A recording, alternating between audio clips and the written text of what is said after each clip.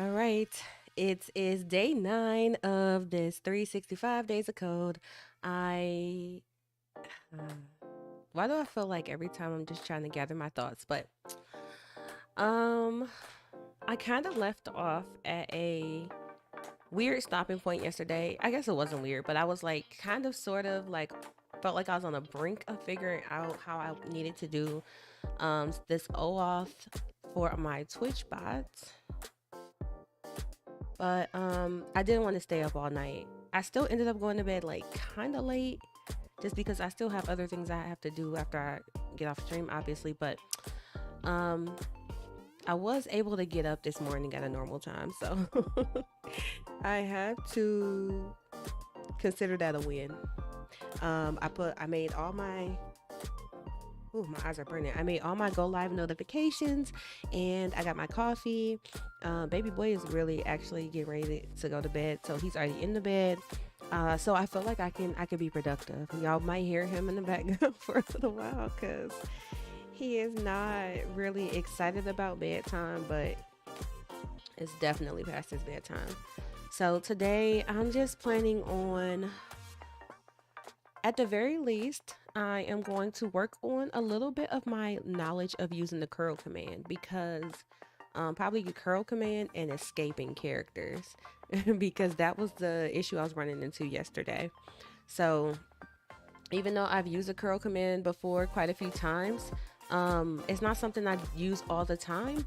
And the way I'm trying to do it now, I'm trying to use curl from JavaScript, like directly from my chat bot like code. So that's not really what curl was designed for. It's possible, but I do have to more so play around with the syntax of it and make sure that the characters are going to get read properly when the code gets executed. So this is something I haven't done before as far as like running curl in regular code outside of the command line. So yeah, I was like kind of sort of trying to like finagle my way through it yesterday, and I'm like, I need to just I need to just sit down, look at what the actual syntax is for it, and then um figure out the best way for it to work with the code that I have in JavaScript. So that's pretty much where I'm starting off right now. So we do have a little spot here. This is where we left off yesterday. I literally didn't even I was so ready for bed when I got done streaming. I didn't even let I didn't even save this. Basically, this is just, you can see it's not saved because I got the little white dot right there. So I didn't even save whatever I was doing. Highly don't encourage you to ever do that, but I just walked away from it. um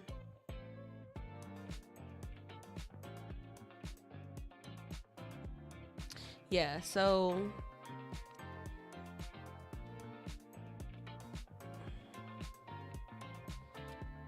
I have the commands that I need to run, like kind of listed here in the. Here, let's snooze this. I never do that. So I have the commands here um, that I need to execute, and then I also have the responses that I'm expecting back. So I just kind of wrote them out in order, so that way I'm not about to keep flipping back and forth between the documentation just because for the sake of sharing my screen. Um, Normally I'll put the documentation on another window, but then y'all won't be able to see what I'm comparing it to. So, and I don't want to keep doing that weird split screen where it's just like not quite big enough to see anything productive.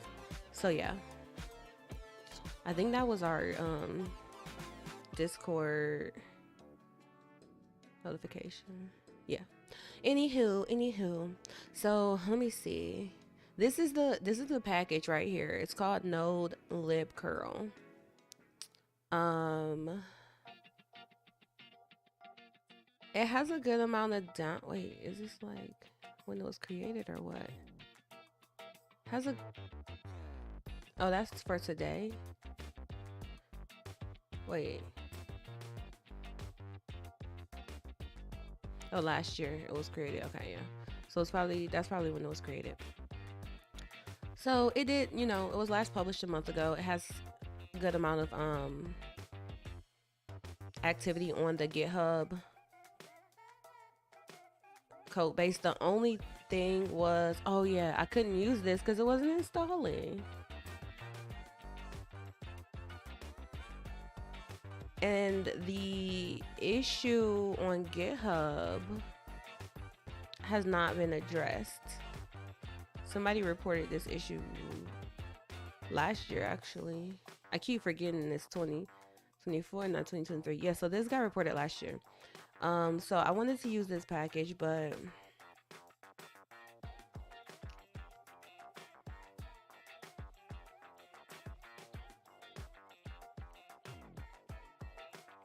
it doesn't look like I'm going to be able to. So I just went back to the standard. Let's see. I went to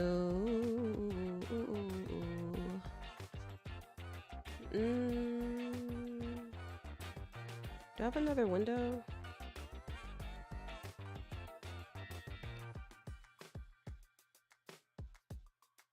Where is it? It's not this. I know that's all Google stuff for the YouTube part.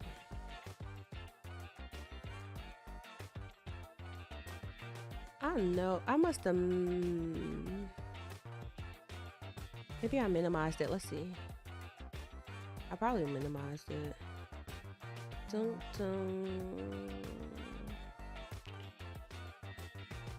I know I didn't close that window because it had so much stuff in it. I wouldn't have closed it.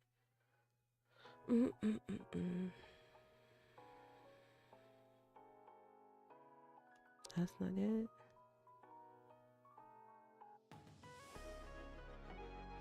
That's not it. That's not it. That was the stuff I was just looking at.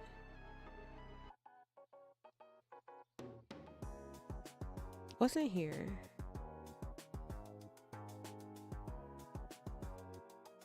I'm gonna be mad at myself. I need to get my life together. I got way too many windows going on. And in my mind, I justify needing every single one. Every single one. I justify it.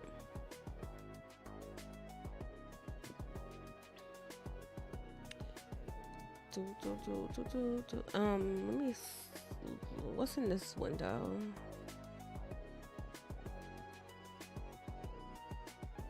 Did I save this video?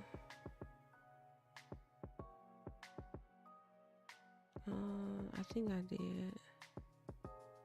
Save. Yeah, guess I'm gonna watch later. What's this one? Oh, this is where I left off on that playlist. I'm gonna go ahead and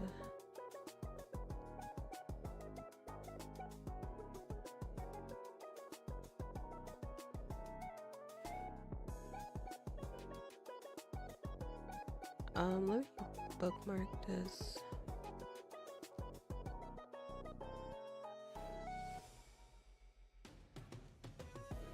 Might as well bookmark this playlist too. Alright.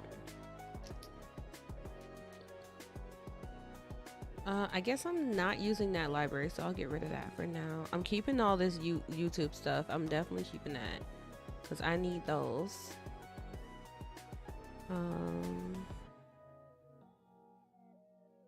I had some windows open that had like stuff about curl in them. What is all this? Here, we can get rid of this window.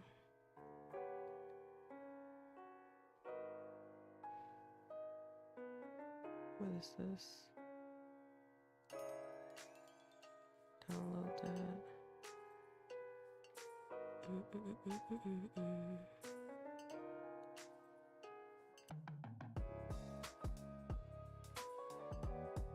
See, what's this? Let's close all those. Okay.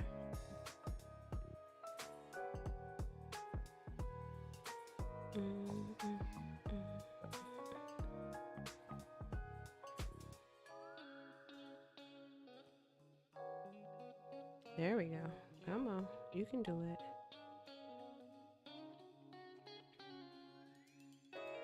Trying to make sure I got my okay.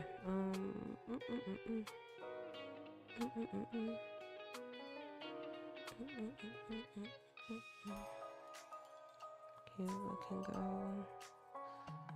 All right, I have significantly reduced my windows. I don't see what I'm looking for though, which makes me sad because that means I probably. Oh wait, what's in here? I probably did close it, and I didn't mean to. What's this one then? Oh, here it is. I just mixed some tabs up. Okay, because here's my JavaScript stuff. It had like one tab that didn't really belong. Getting ready for Hacking with the Homies conference, so I am looking for different types of swag we can have for our events. But anywho, all right. No, like that was a lot of tabs. I don't want to lose those.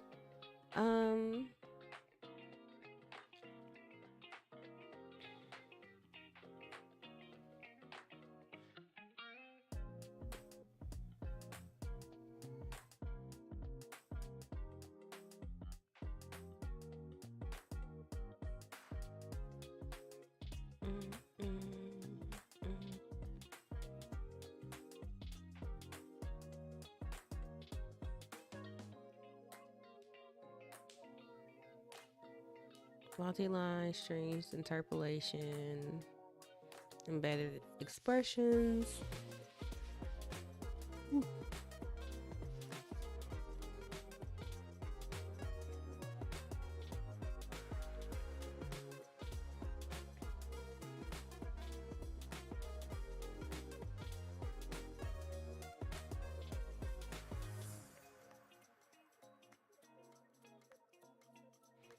Oh, you can escape the dollar signs. That wouldn't be a problem for me though.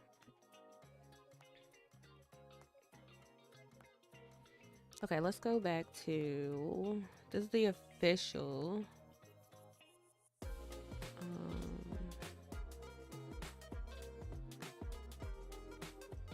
samples.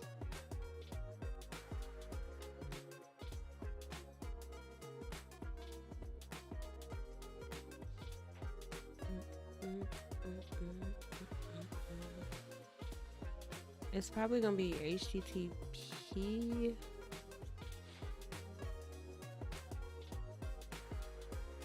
Post.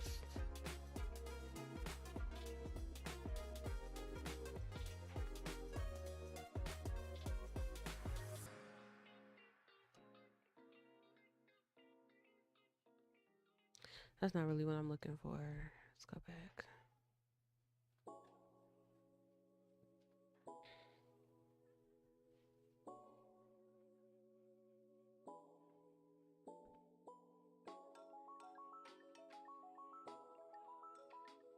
Where's my mouse? Oh. So I'm definitely hurting my wrist.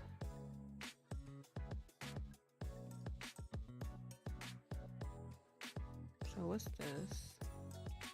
Oh, this is the documentation for the child process.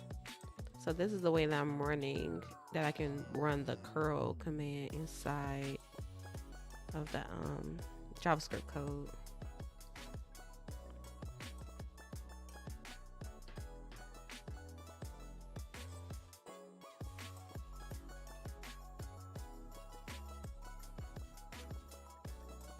So what's this? Oh, this was a sample. So it's really,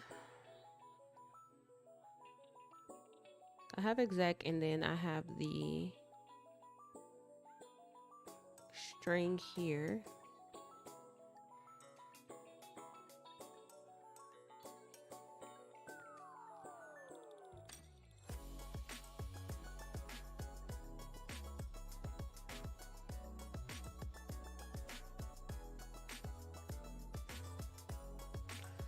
I want to say it's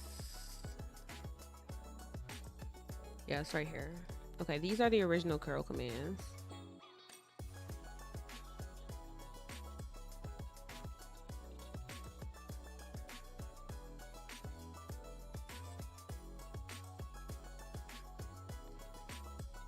So this is escaping. I thought this was escaping the line break.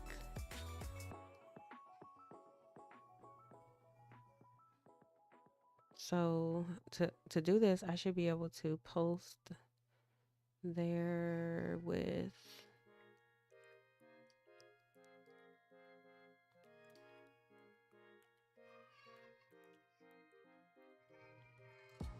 okay, let me see something. Because I want to try this from the command line, but I also don't want oh, I guess my client no. Yeah, I'm not gonna I'm not gonna do it on screen because it's gonna show my code and everything. But if I test it out on my terminal, then I should have a better idea of what I messed up with my syntax. So it's curl dash x post. I want to do it from the one in VS Code though, because this one.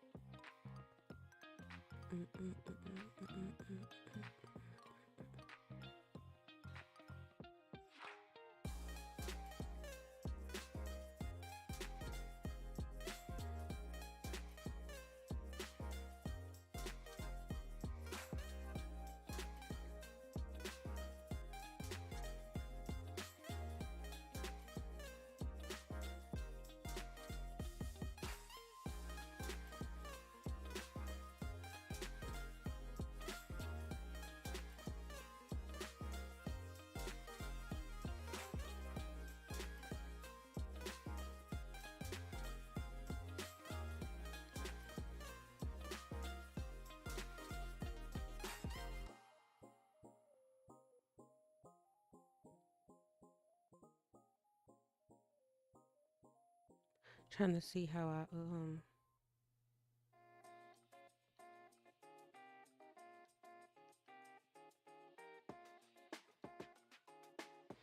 $. Okay. So it should be like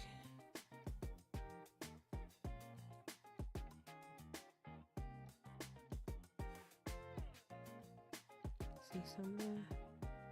Should be a space after that. Is that I don't know how I lost those spaces right there.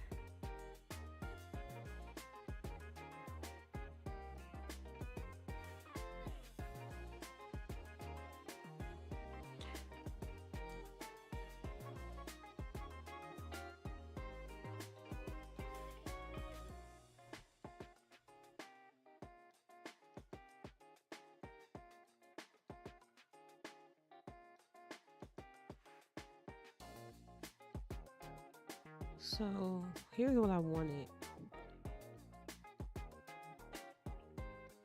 I really wanted this to all be one line. Oh gosh. What was that? That's not what I was trying to do. That's probably how I lost it. So that one.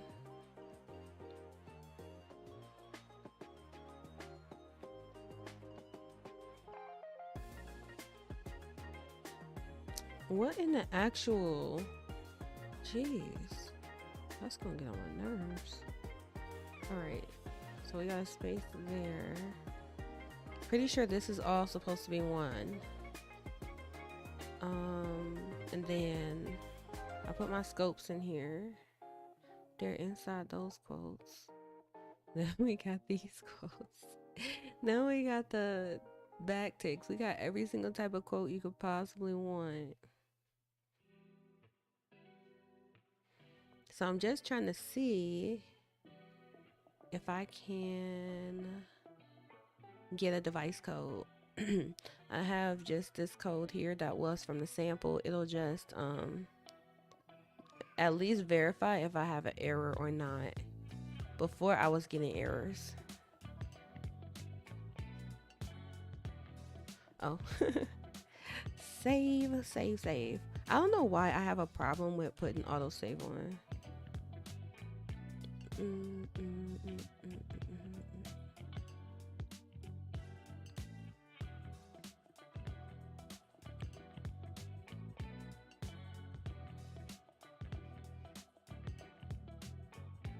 Okay, so I confuse myself because this is a different command. Oh, this stuff down here. I was about to say that's a different one. Here. That's not supposed to be there. I'm like, that's not the code I ran. Alright. Let's try again. Command.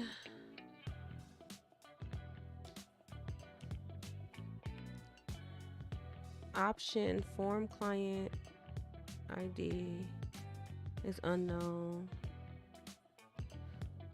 Alright, so now let's try this curl command in the terminal because I want to see if I'm still getting errors on it if I run it like it is. Like, I should verify if it's the JavaScript syntax that's messing up or is it the actual curl syntax. Curl, la la la la la la. The thing I have to change is this environment variable. I think it's gonna be $.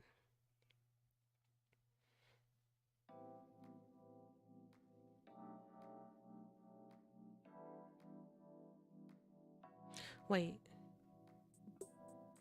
Let me verify. Let's see, before I do that. Echo. It would be Twitch. Let's see, client ID. Yeah, so that works.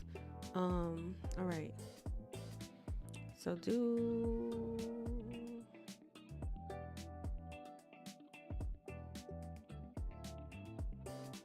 this, but instead of whatever I'm doing here,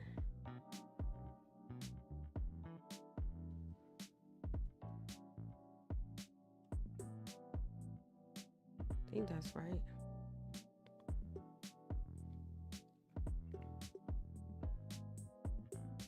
Oh, maybe I should not have the quotes around that.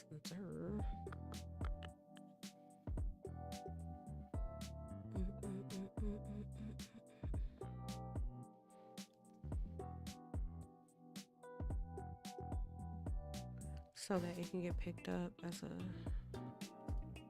environment variable.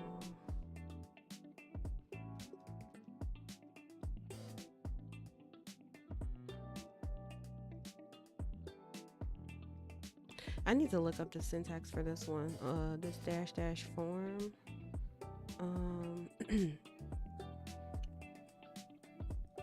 Curl dash help.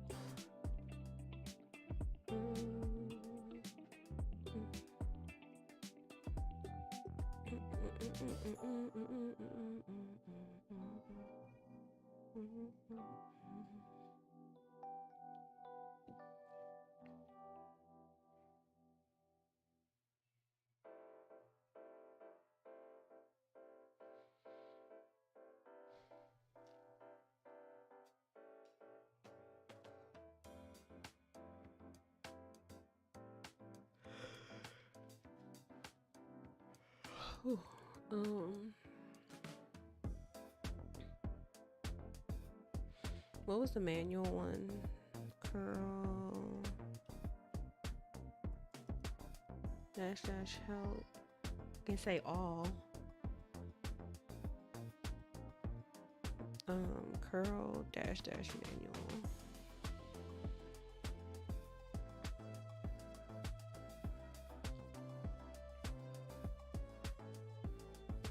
What was that?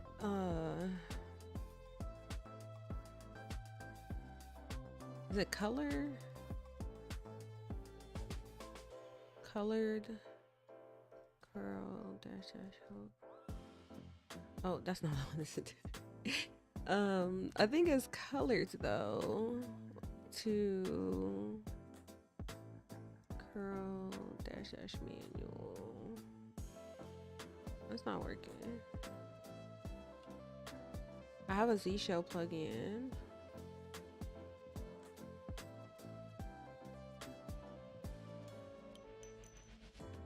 Colored man pages.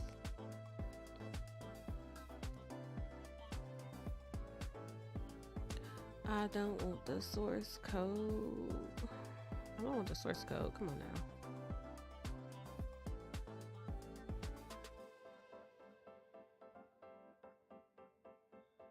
Yeah, it's a prefix. But it's not working. Okay, no. Neither here nor there. So there is a location flag that I'm looking at. Hello, there you go. Location and form. The one that complains, I think, is I need to see how this form one is supposed to look in the command line.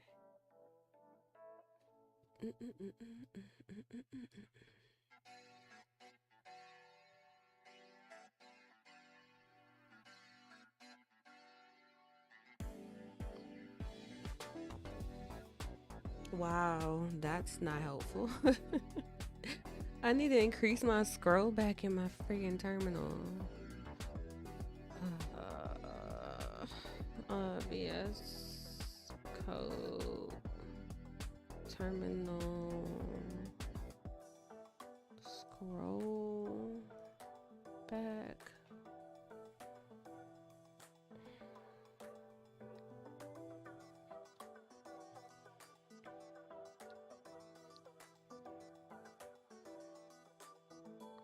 Terminal.integrated.scrollback. Where is it?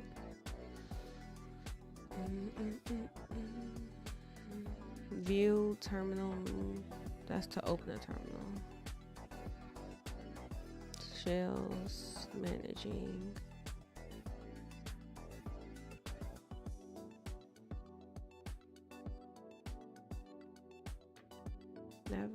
Navigating the buffer. The content in the terminal is called the buffer, with this section right above the bottom viewport being called scrollback. The amount of scrollback kept is determined by terminal.integrated.scrollback.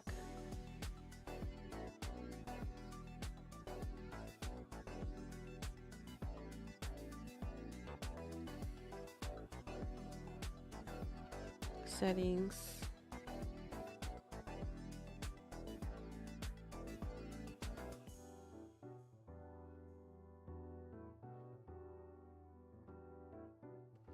Okay, terminal integrated scrollback.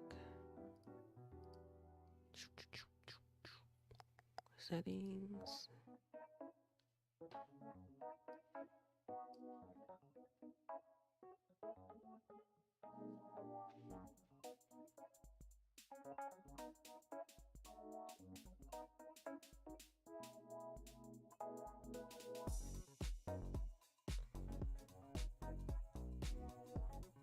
All right, it is on the 1,000. Can we go to 10,000?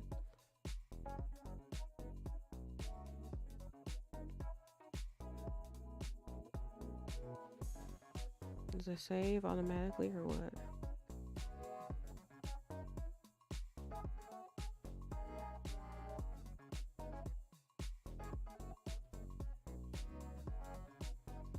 There's your tip for the day. If you can't see enough stuff in your terminal, you have to increase your scroll back. What the heck? I don't know what I clicked on this other screen. Let me see if it's gonna work without refreshing.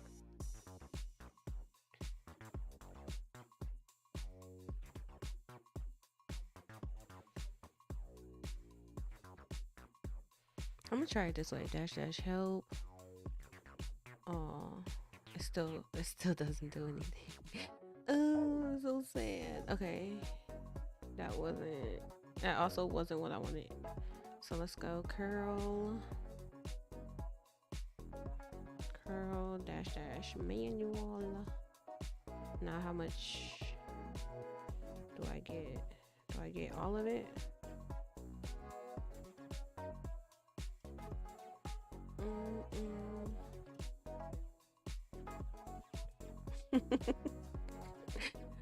Oh man, what's happening? This is the last command. Nope. Here it is. All right, I got the whole manual this time.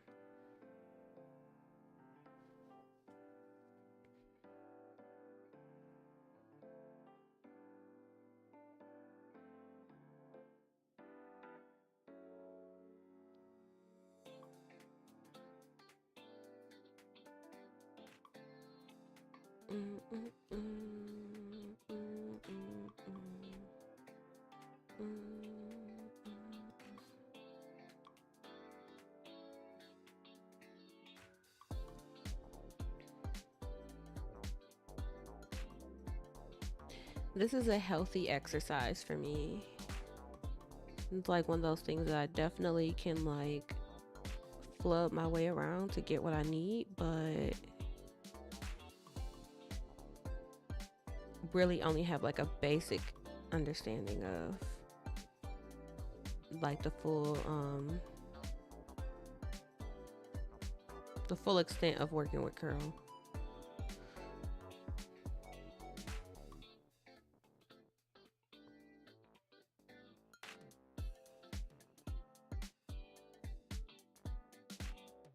Wait, so when I was looking at docs,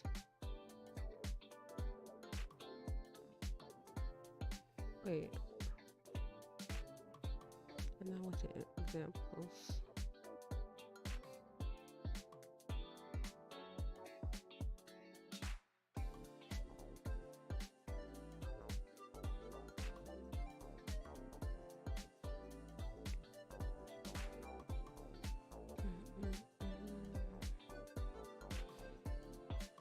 Yeah, that's still not what I was looking for. All right. Right, so you got these protocols.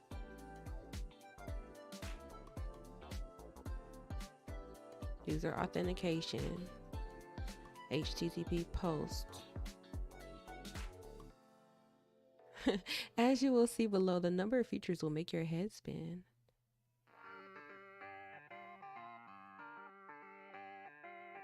The URL syntax is protocol dependent. Here's the actual spec. You can specify multiple URLs or parts of URLs by writing part sets within braces. Oh, that is really fancy.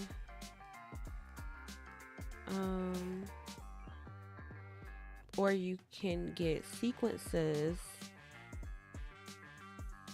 of alphanumeric series.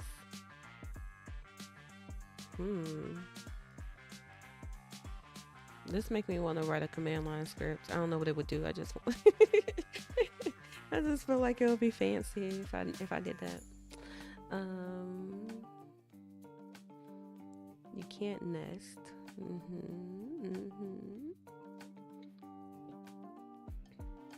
This is all about the URLs right now.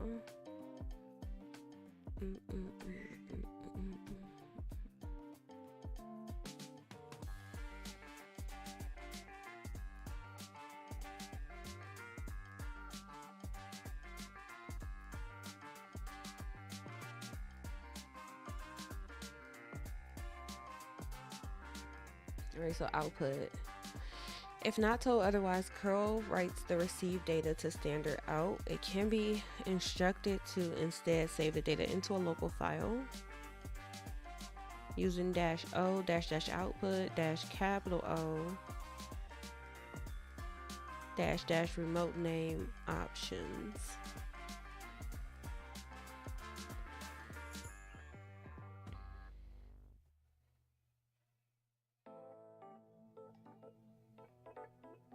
No encoding or decoding unless explicitly asked to with dedicated command line options, which is why we have the dash dash form value.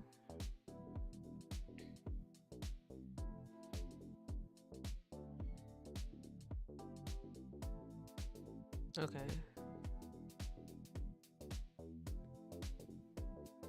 Right, this dash dash form. It's probably something as simple as this space ain't supposed to be here, but they literally put it exactly like that. So I really don't understand why, like how it is, would it survived in a documentation like that. These are all the protocols. MQTT.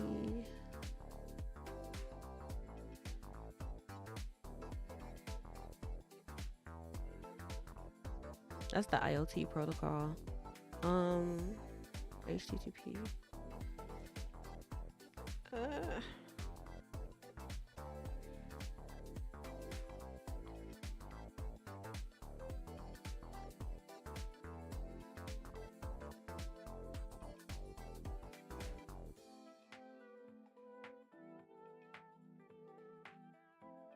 Okay, options start with 1 or 2 dashes. Many of the options require an additional value next to them.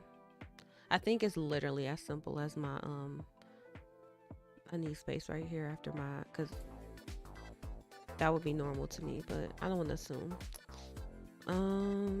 Dash dash dash. All right, here's the options. So we want to look at the form option and the location.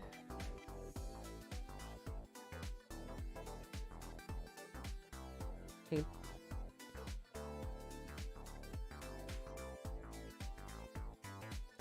That's the only ones I'm using. Form, I saw you.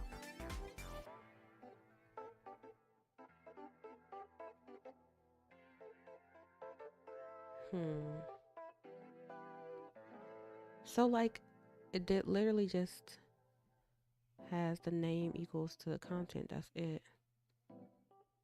Not quite sure why they would have formatted it the way they did then. All right, so what about location? I think the location is right.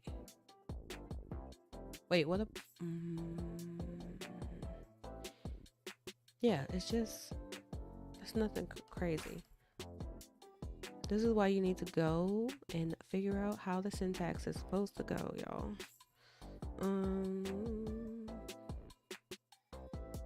Where am I?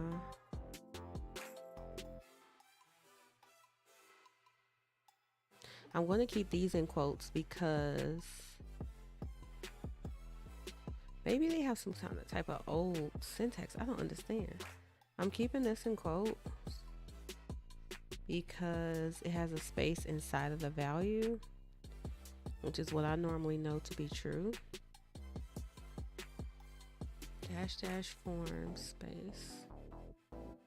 And then my client ID.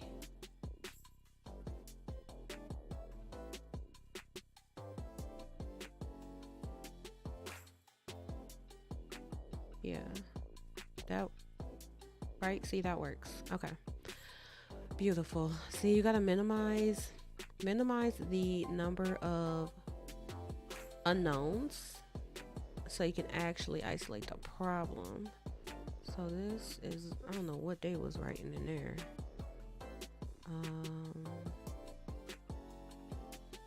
I don't need this because the client is all one string. There's no spaces in it. Okay. And then scopes. Now I do need quotes around that, but I don't need these right here. All right. Oh, save that. All right, now let's try to run it again. Let's see.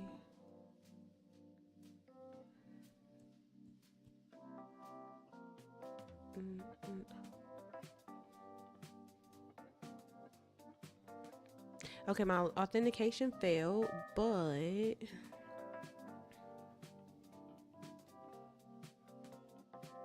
I can see the progress that was made from my command. So now my command is fine, but I definitely have to confirm.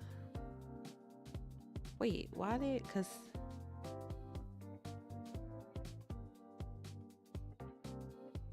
it just worked. So I don't know if it failed because I was in the middle of the auth process.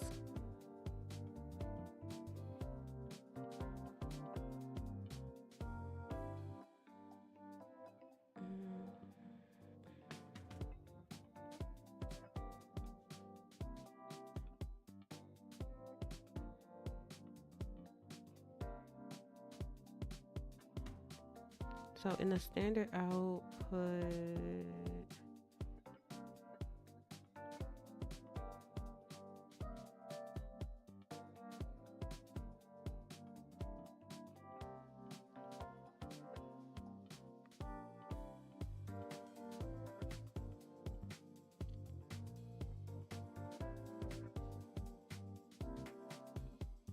how do I,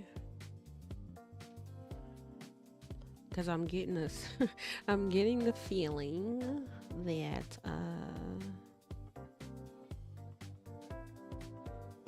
it might be because I started the device flow. It already gave me back all the values I needed.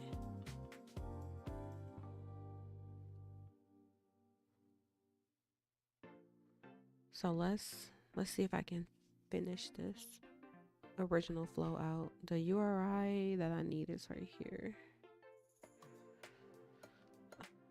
It's code equals. What tangent am I embarking on today? Don't do me like that. Oh my gosh. I'm staying focused today. I'm still on the same thing from last night. At the moment, I mean, I've only had 45 minutes to be at my computer, so ain't no telling where we going from here. But right now, I'm just trying to get I was fixing the syntax on the curl command, because whatever they put in here, this ain't it. And then this is the one they had before. This is not, because I don't use curl enough to like just look at this immediately and tell you. I'm like, I don't normally see spaces, like a lack of spaces in between the option and the value, but hey, what do I know? I don't do curl every day. But yeah, apparently like literally none of these little, everywhere that it's a dash right here or a single quote, whatever, this should be a space. So I fixed the syntax of it, but now I think since I started, I think possibly since I started the device flow, I can't go back a step. I have to, I'm going to try to keep going through the process. So we shall see.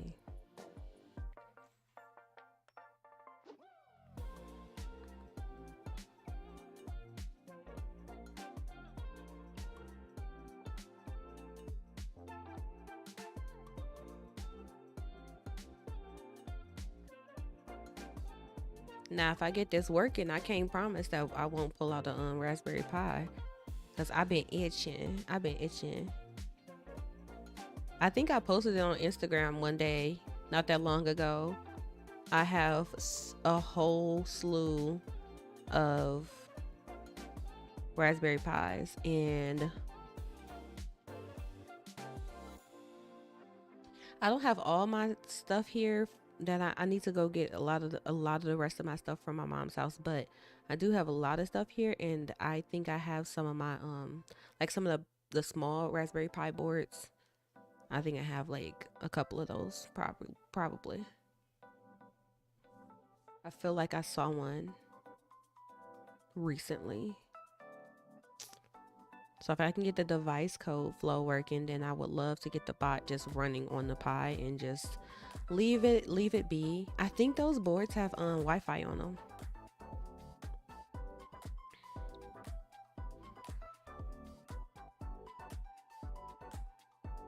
The real question is, will I be able to hook up my keyboard though? Because those little those little boards do not have a regular USB on them. Okay, see, that's a whole tangent right there because I don't even need to be thinking about that yet. Okay, so I fixed this syntax. Unless, like, for some reason the client ID is not getting picked up, but it was getting picked up before. So I'm not sure why it wouldn't work this time. And it does, like, the syntax highlighting is showing that this is gonna pick up as a value. Didn't even have to instigate. Oh man, this is why I'm a programmer. I love to put some shit together. Like, I love it. I love trying to figure out how to make something work. Even if I never did it before, I don't care.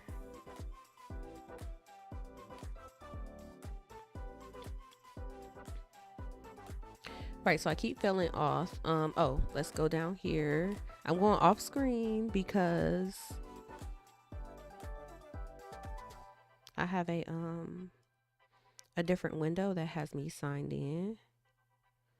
Enter the code given to you by your device and link it. I activate and then I authorize. Yeah, see, I think I was stuck in authorization. Okay, so I followed the verification URI. What was I supposed to do after that? Then I curl to get, oh, with my device code. Okay, curl with my device code to get a new access token and a new refresh token. So let's try, because I think I got the syntax down now. So let's try this part. Dang. Yeah, let's just try it. I'm gonna try it in the command line. So we get curl dash dash location. Client ID. Scope. Device code and grant type.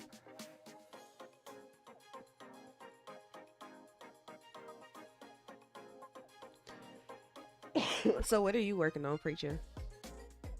Or are you because sometimes you actually have gaming sessions like a normal human being. I need to do that with my life. I just deleted Starfield off my computer thinking that I thought it was on my second drive. It's on my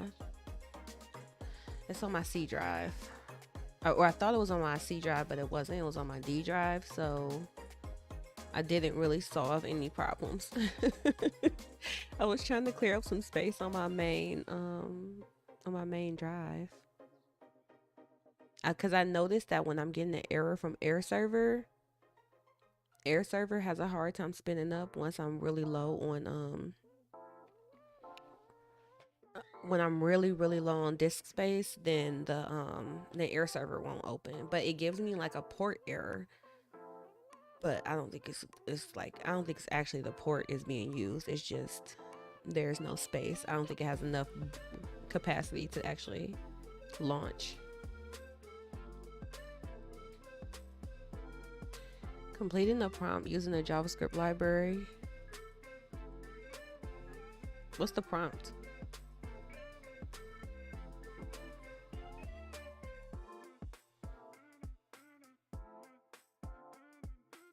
Okay, curl dash dash location. Okay.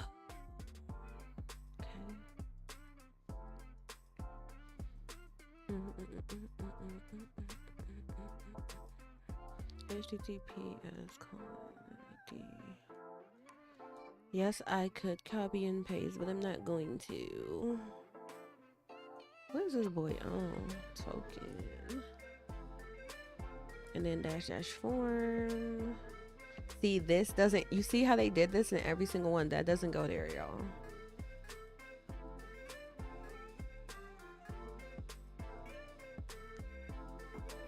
It's option space and then the value for the option. So this is client underscore ID. It's gonna be equal to the client ID that I got. Oh, damn it. You know what I should have did? Here, let's do this before I go too far and then be annoyed with myself. Oh.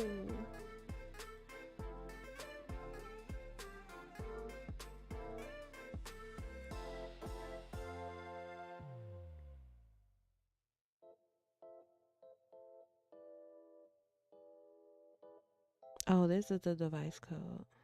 Okay. Client ID, scope, device code.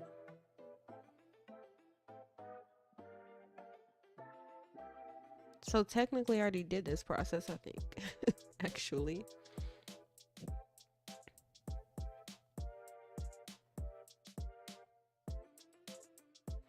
Or is this two different approaches? You can either take the device code and then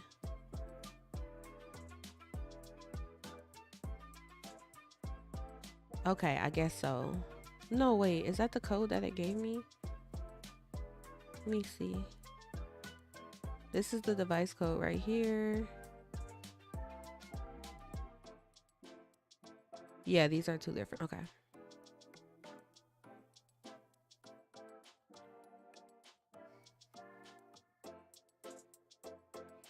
This is device dash code. This is device underscore code. So this device code is the one.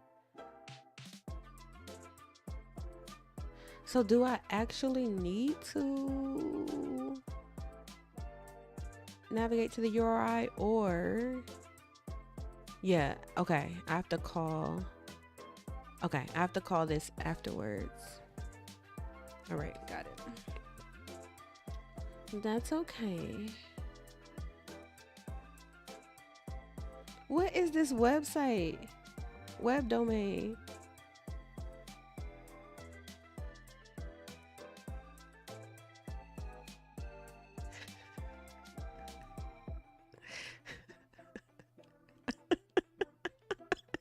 It's safe, I promise. It's not even safe, it's safe.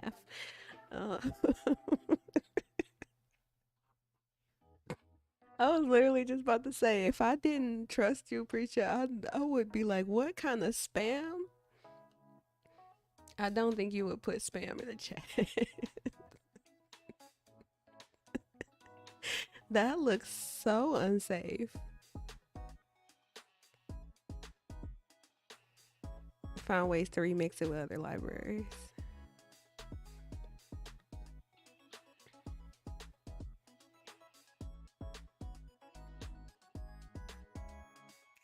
What is this?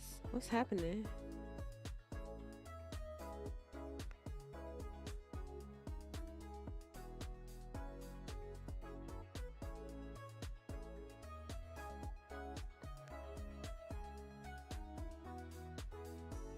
I need this to be like a background. I just need like a screen and then just a whole bunch of ASCII characters just all over the place.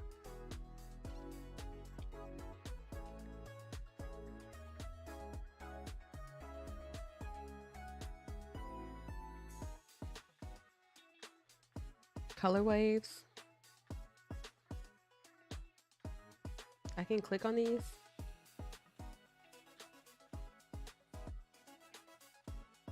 How do I do this?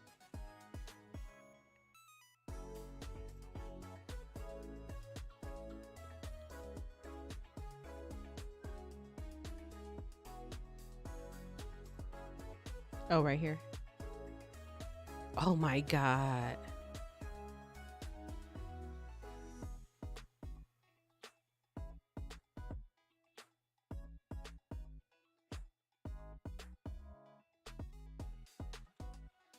I like this. Emoji wave.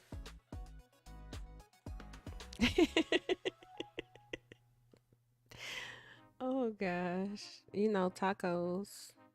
It's Tuesday. It's supposed to be Taco Tuesday. Oh, wait. Can I eat tacos? I don't know if I have everything I need for tacos today. And now I really want some. Okay. Excuse me.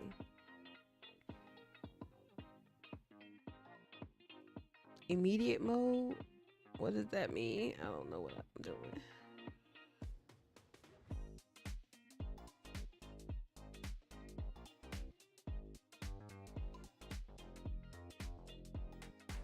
Ooh.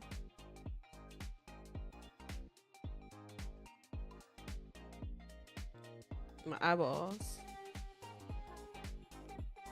Oh, if I change something. Okay, let's go back to emoji wave. And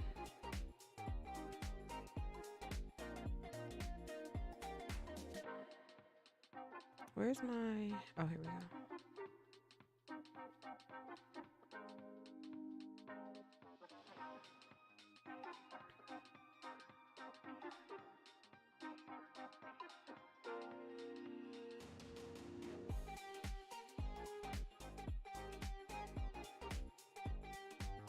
Do I have a button? I do. Beautiful, beautiful.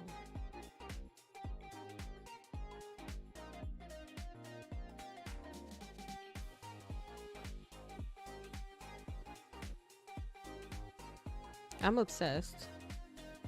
Truly.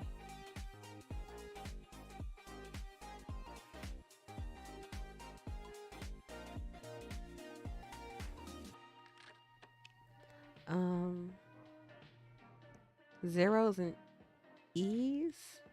Oh, here we go.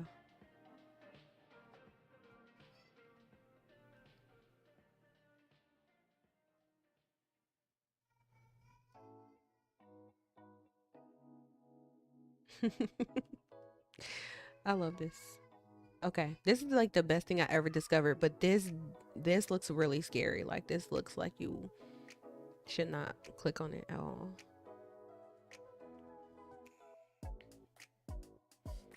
Ah, see, preacher, you're like the worst because you always gonna show me something random that I did not need to know about because I have a problem. Cause now I'm like, how do I make this happen on my stream? Here's all the code.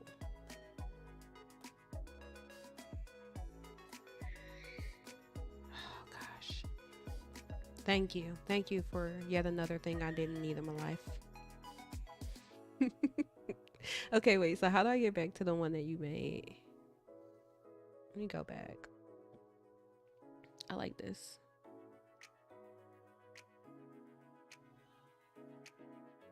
You can download the script.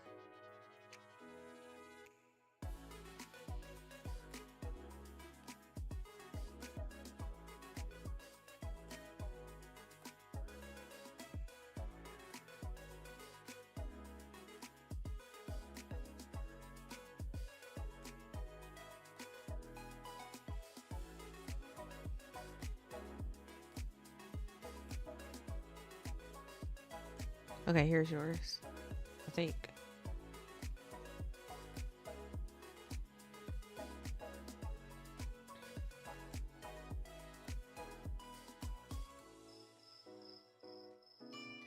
Wait, is it? Oh, Control E. Oh no, we don't want to hear pajanimals in here. Oh boy. Control Enter, right? Oh wait, it's working.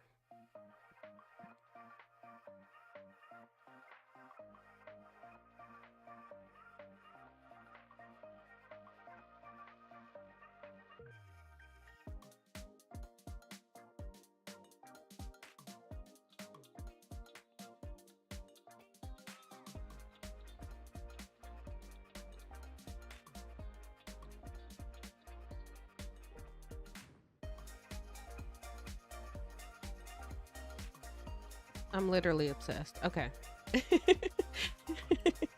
You know what I feel right now? I'm taking this a little bit personal. I really feel like you had a personal goal to get me to go off on a tangent and it worked so easily. Cause this one got nothing to do with what I was doing.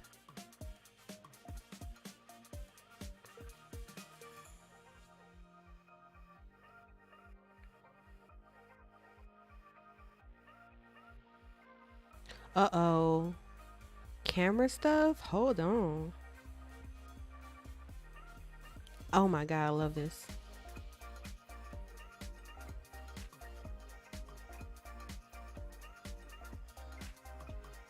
Yes, this is my favorite thing of all time. What's double resolution? Okay. Grayscale.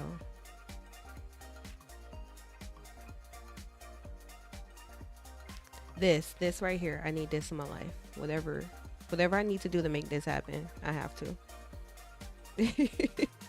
You asked me. Oh, I did ask you. That's yeah, but you didn't have to put the. You knew what was gonna happen when I clicked that link, man. You already knew. This is. I'm in love. This is amazing. This is like the coolest thing I've seen in a long time. What's a slime dish?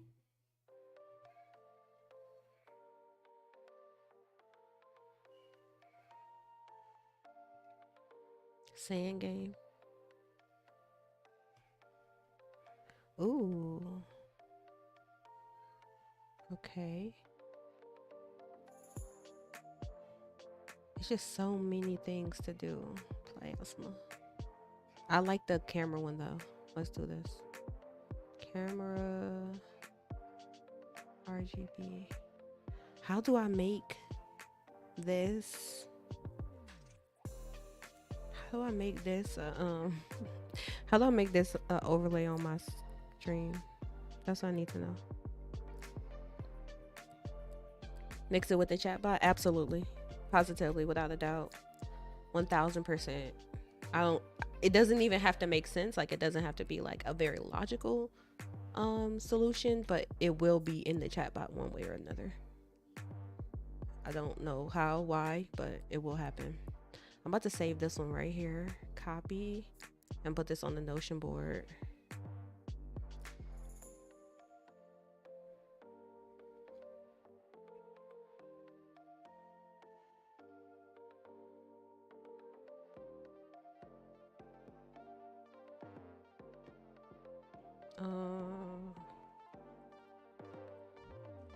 What is it called? Play. Let's see. This camera.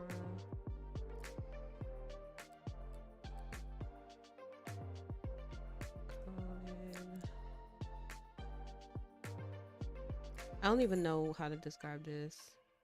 I need this for my camera. Period. Here, let's take a screenshot too.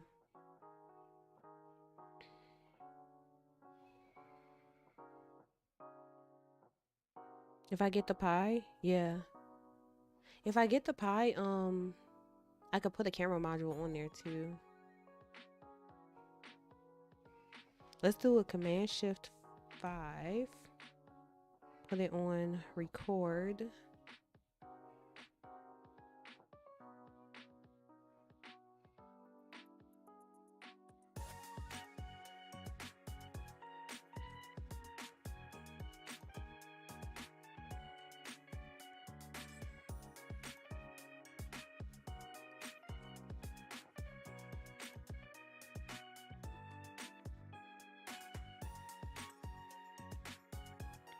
I have to put like a, I need a demo. So I would know what the heck I was looking at. All right. Good. Now, go to Notion. Oh, it's right here.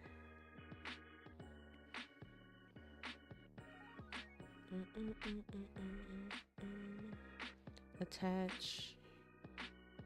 Here, save this. Done. Desktop.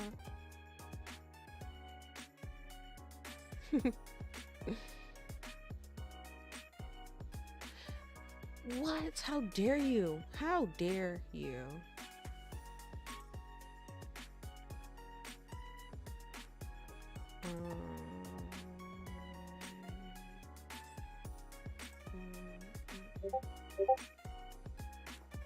It can save it locally. Wait, what is it saving? Is it saving the output? I thought it was gonna save the code. I guess that's what download script is for.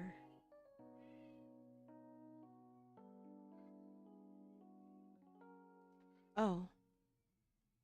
Okay.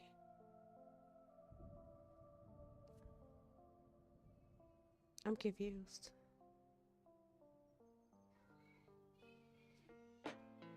Here, let me copy that.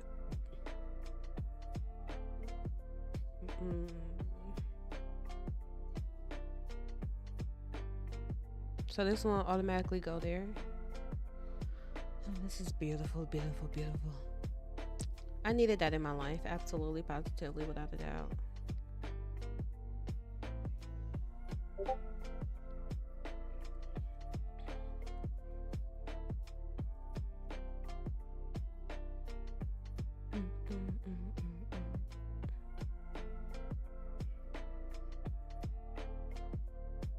Code.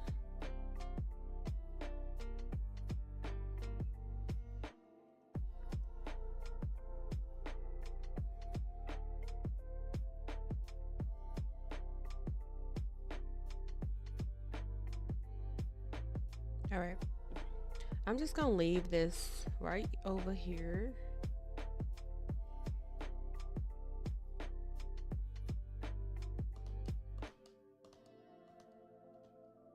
I could get this on camera though. I can get this on stream. I'm just not gonna I'm not gonna do all that because that would definitely be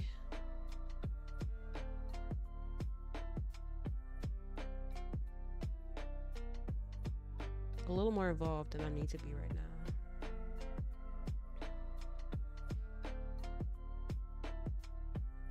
There. Y'all can see me real big. You can see me twice now.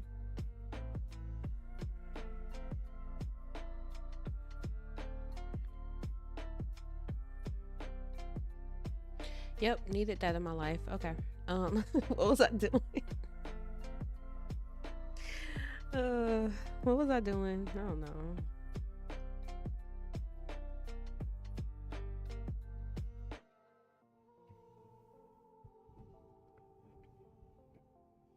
I have dinosaur chicken nuggets on my desk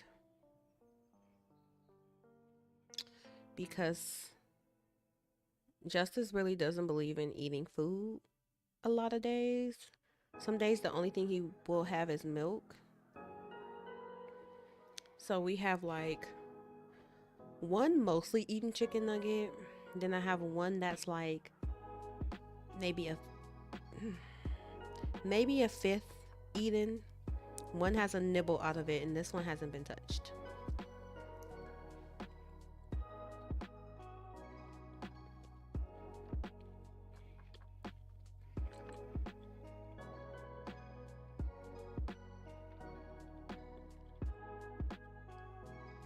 I literally forgot what I was doing.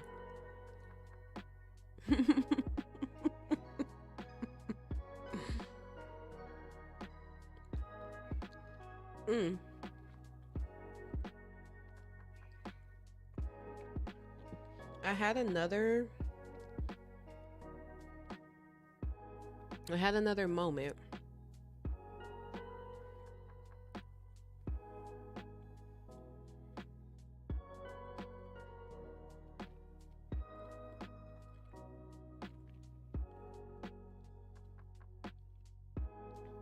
another moment.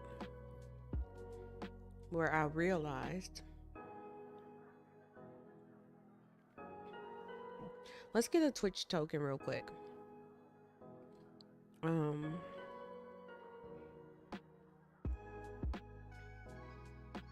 I guess that's what I'm doing right now, huh?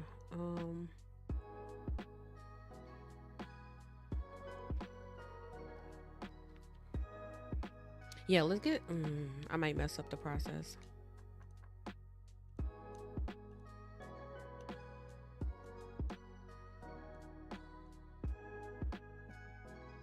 Okay, what I was thinking about though is the fact that um I think I think you can I think you can insert your own badges in the chat. I've been wanting to do that, but now I think that's actually a thing.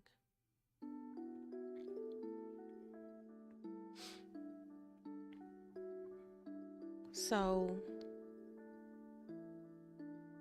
I want to see the what you call it so I can know what the heck is happening. Hello, are you okay?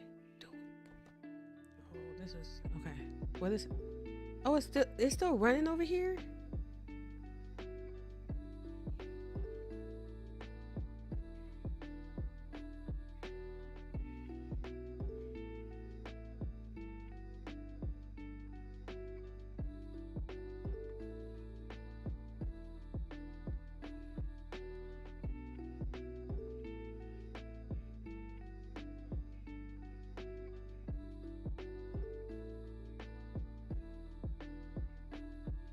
Is there a timestamp? Wait, let's see.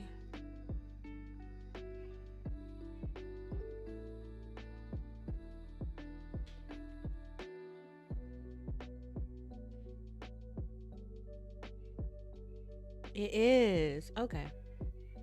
Beautiful.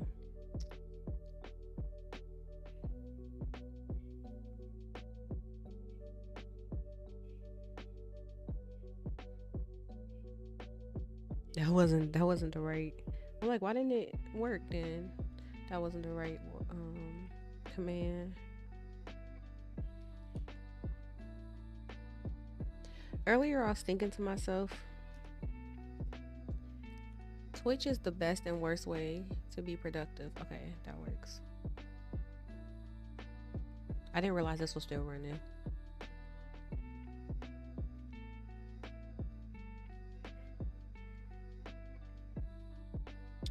So the real key the real key to the token situation is never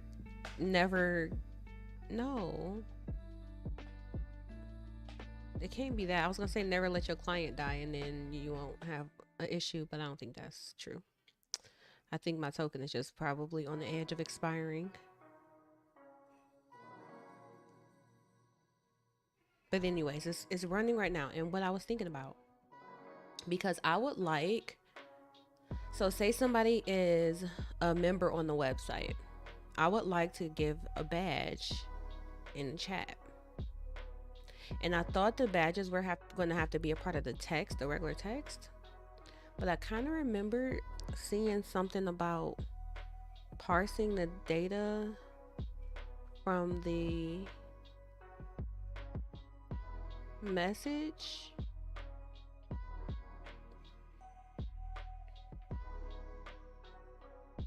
And I feel like some of the characters that was being parsed through was also the badges.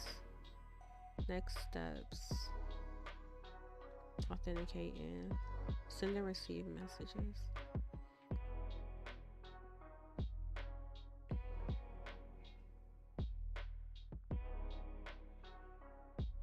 Because they use this badge value.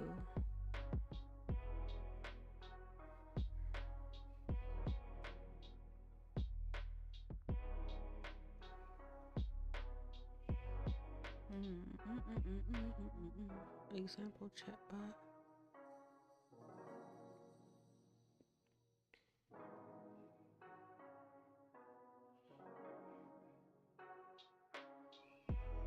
See, I don't remember where I saw that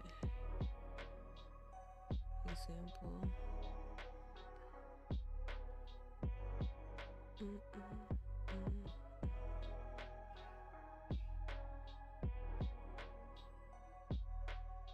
What code do I have?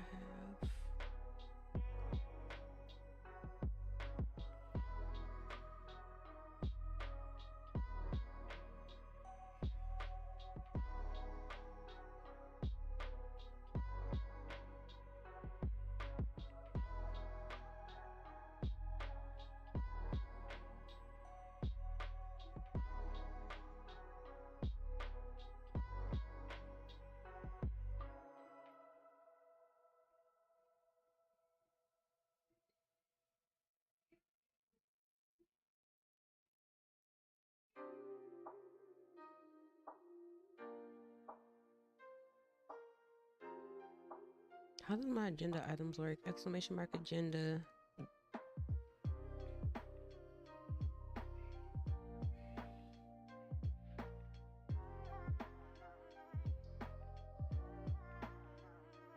I'm over here trying to. I got my Mac in front of me, but then I'm trying to drag stuff from my Mac to my freaking PC. Like it don't work like that. Okay. What was I trying to do? So like exclamation mark agenda. Cause I don't even remember what all these commands do.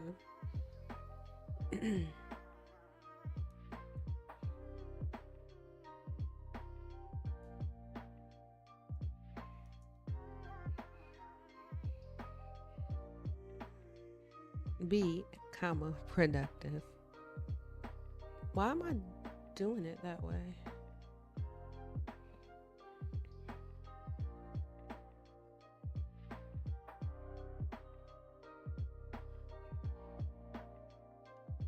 I must have not gotten really far in this.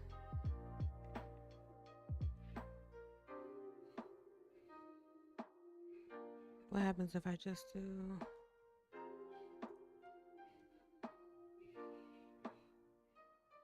And it gives the current agenda.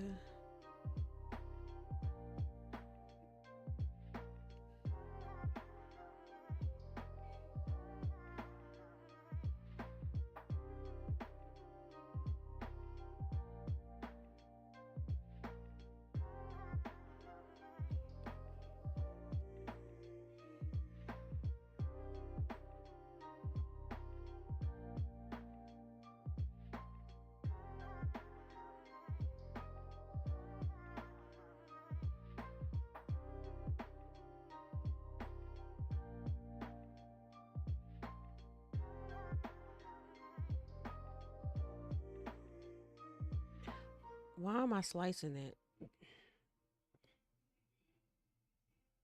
Why am I doing that? That don't even make sense.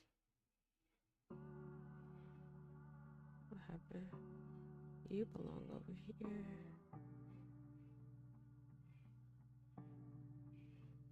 All right.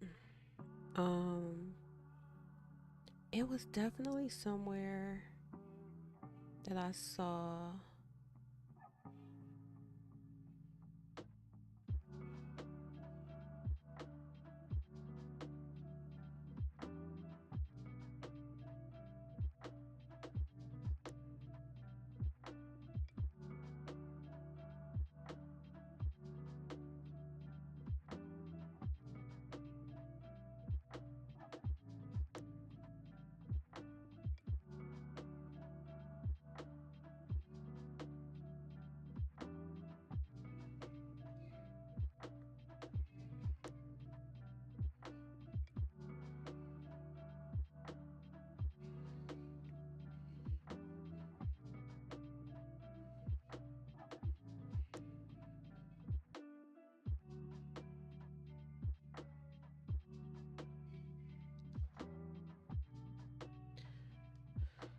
The next steps really send you back to the beginning of the process. That's hilarious to me.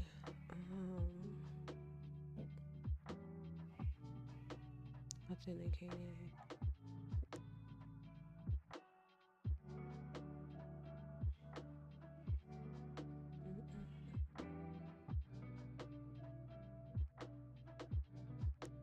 All right, well, I guess I'll figure it out at some point. Get channel emotes, get global emotes. So If I have an integrated bot, does that mean that all of my chats can have access to at least to view the same emotes? Because they're just PNGs.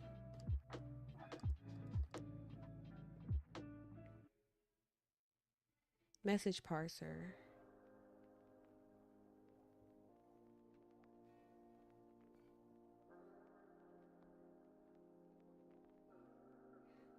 All right. All right.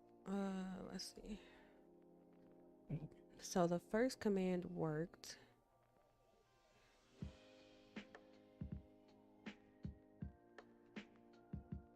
Then I did the second step. So I did this command already. I got this info back. I visited the URI. I've completed this process. I got this info back, which is right here.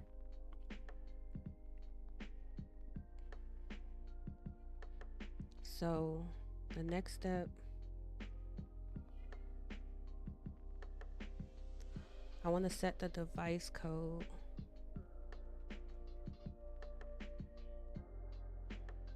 So oop, that's not what I'm trying to do. There you go. It's like export. Hold on.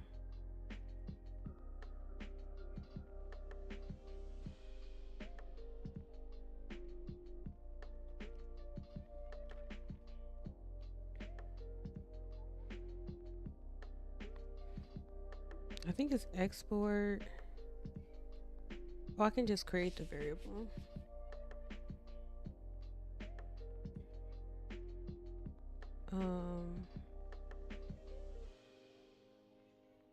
No.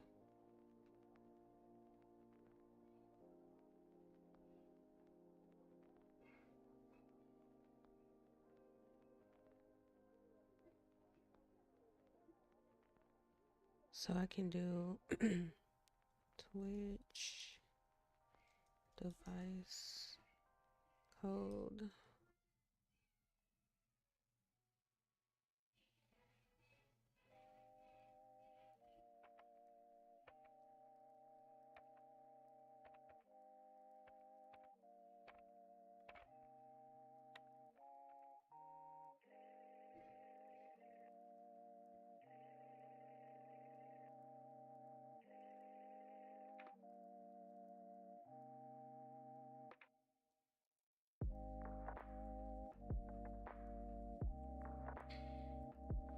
All right.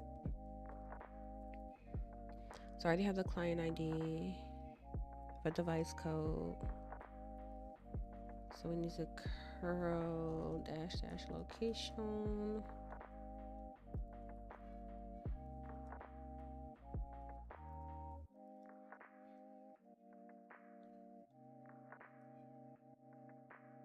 I probably don't even need the quotes around the URL because there's nothing interesting in it.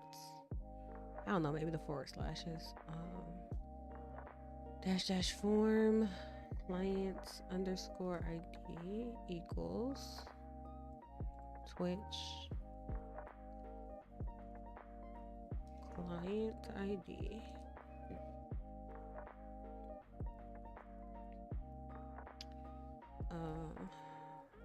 Form scope equals chat read chat edit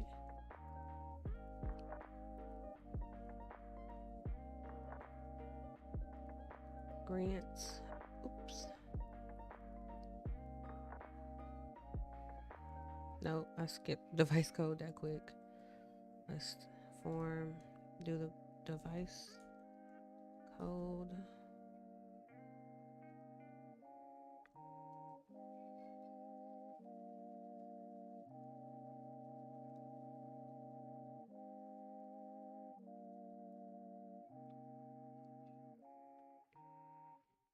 Um,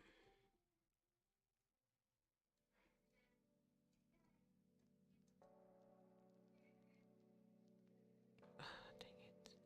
I didn't mean to do that. Okay, device code and then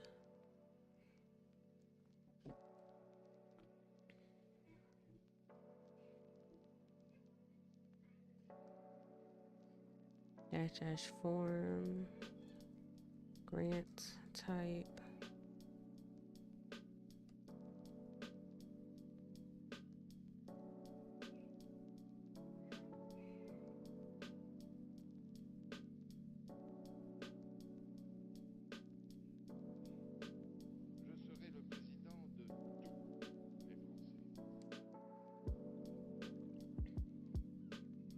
Invalid device code. Do I have to put the device code in both of those spots? Does it go here too? I thought this was a very like an actual type. Let's go back here.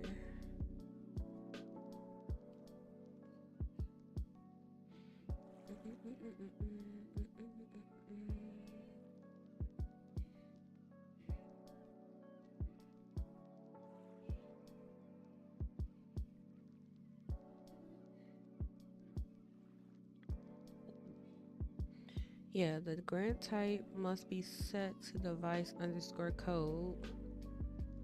So I'm thinking that has to be exact value because otherwise they would normally put angle brackets around it. So did my code expire? Did I really not set the right code?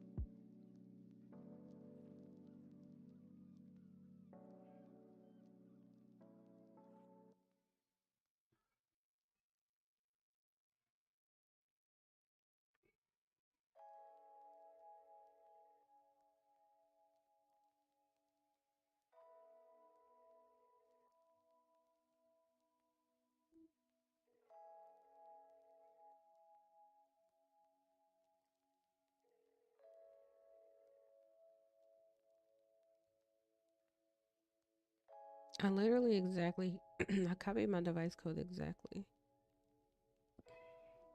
Let's try to do this first part again.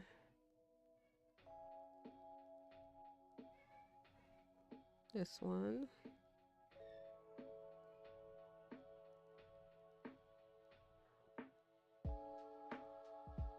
Okay.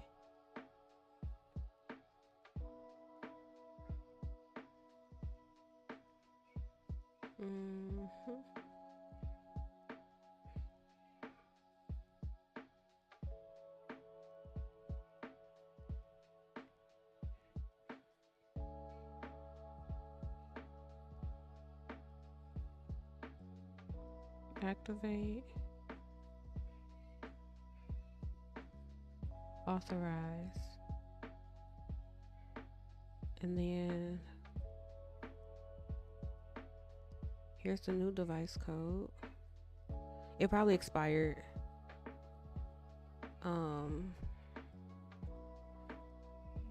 It could have expired maybe.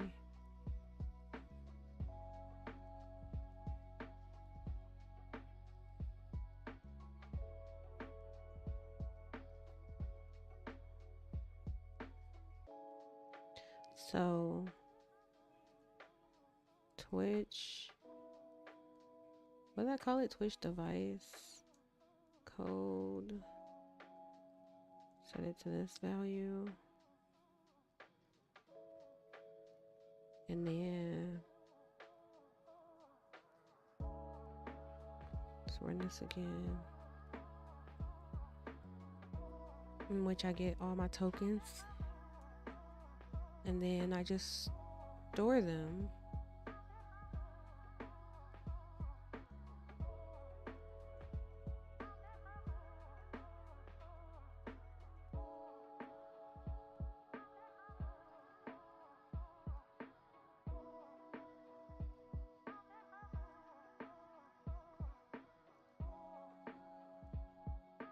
Was it 15?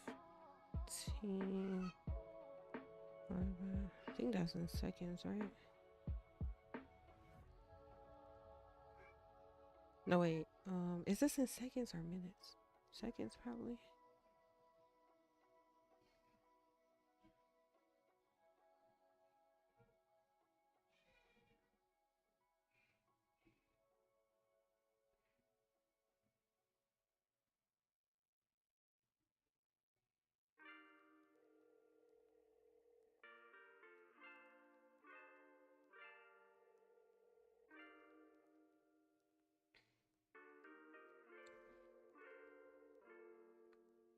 All right, so I got my commands together. So let's see if I can get this working. So I execute the first command.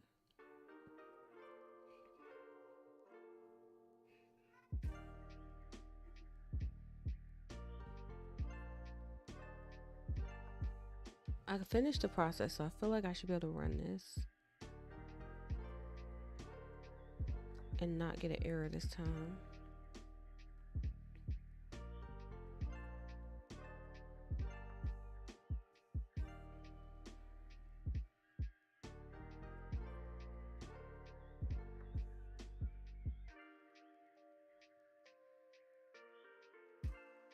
I have to parse this to from a string to an object.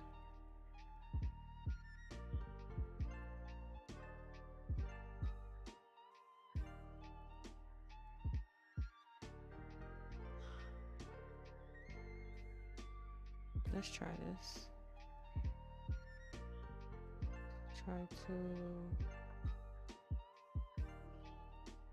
no Twitch chat. Well, my authentication failed.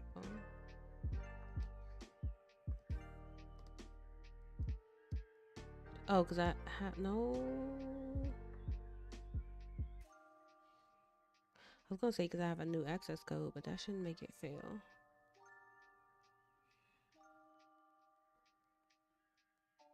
Or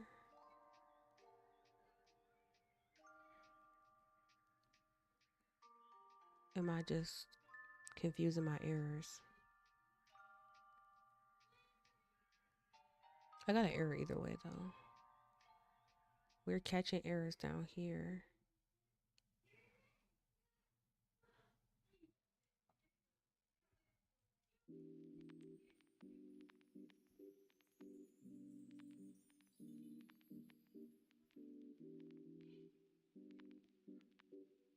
Separate those from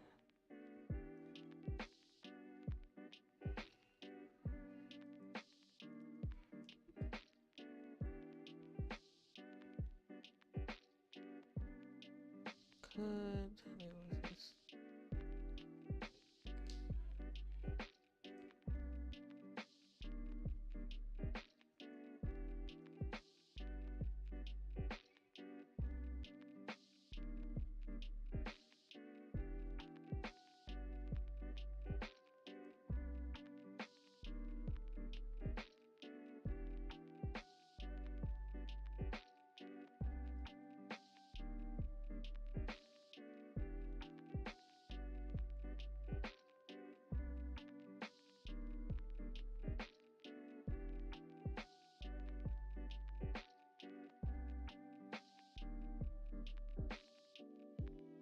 Wait, what's the difference between these two errors?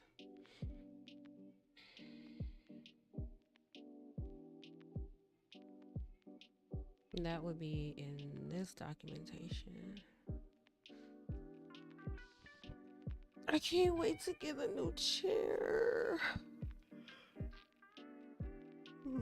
Excuse me.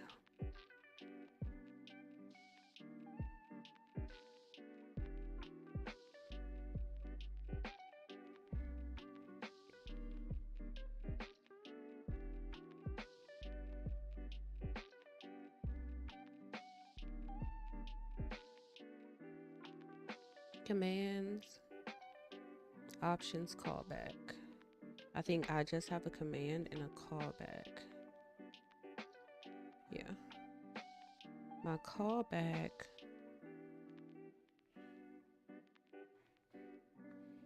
error, standard out, standard error.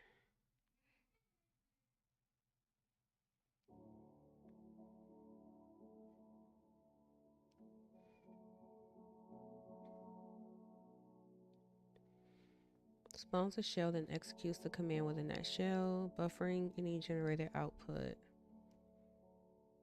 The command string passed to the exec is processed directly by the shell. Special characters need to be dealt with accordingly.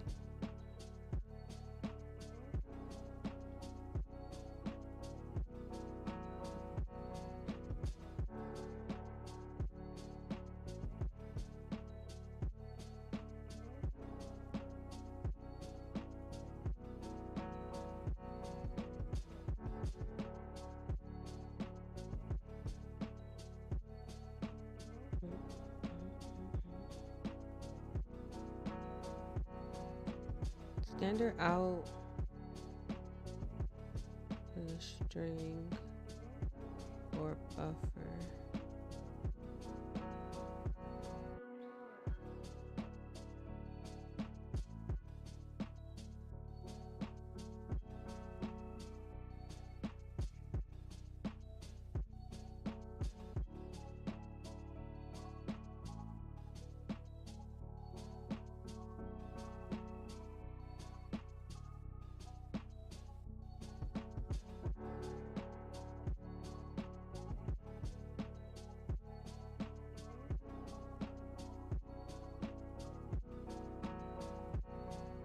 I feel like it's gonna come out as a string. That's what I'm thinking. But what's the difference between which one of these? Okay, let's do it this way.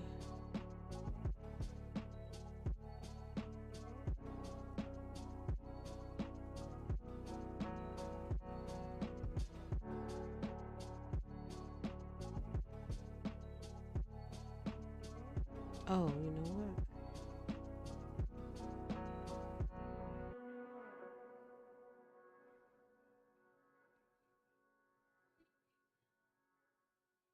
$20,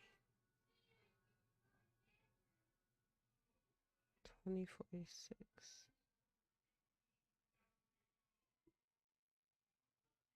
Dang, I put extra code in here. It was coming from 2046. So possibly it was this line.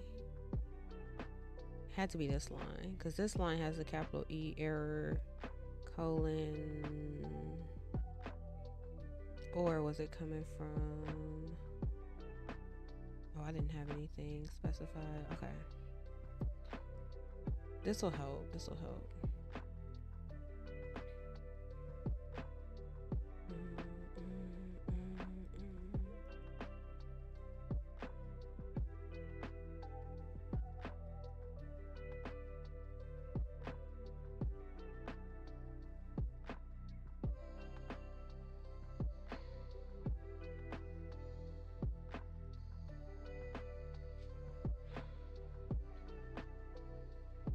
Otherwise, we're gonna see this standard out.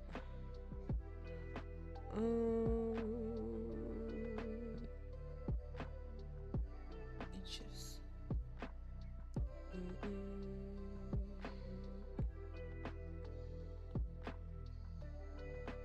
Save my code.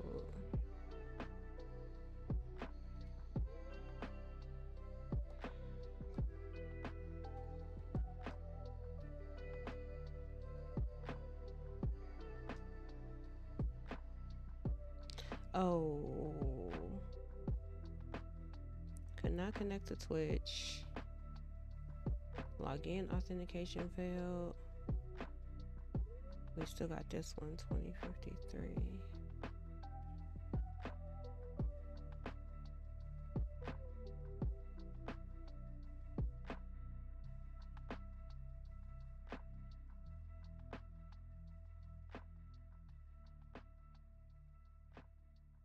Oh yeah, here's it. Standard error. I just thought about something though.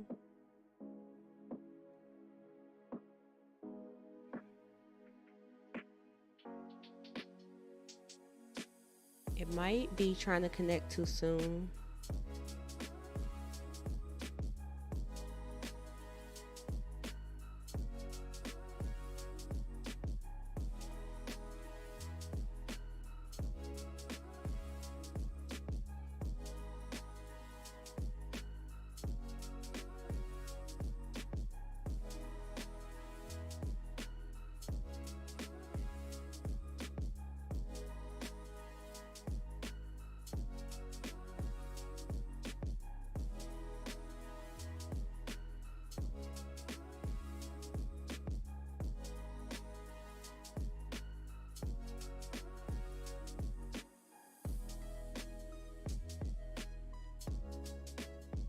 I think it's trying to connect too soon because it's already logging that there's an error right here. It's already logging that there's an error.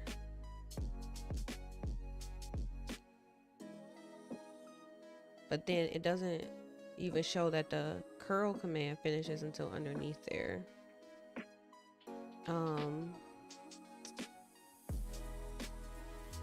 Async coding.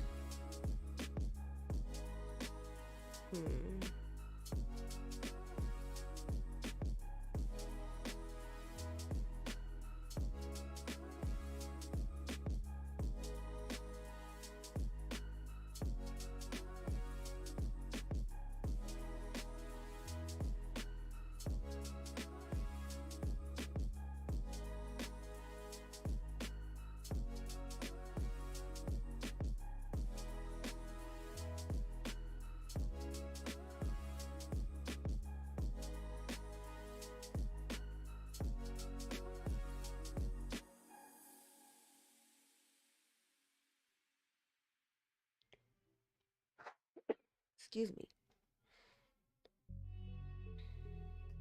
Async process creation.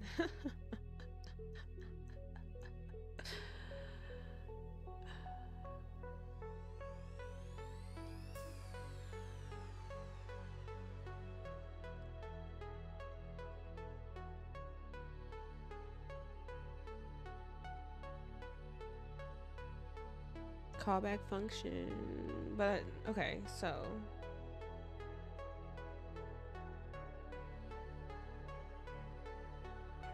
this is the callback function though.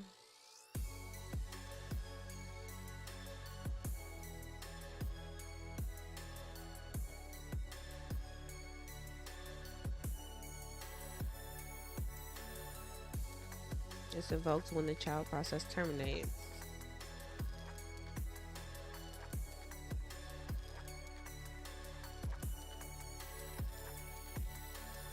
So it shouldn't be getting, this shouldn't be getting invoked until the curl command processes.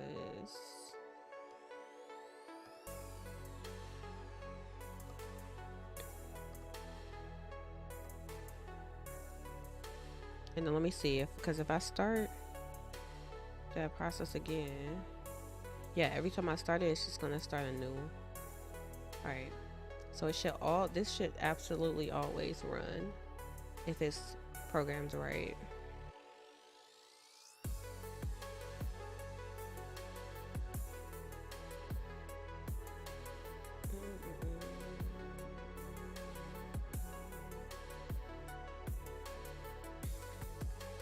I know the curl command is running because I get output.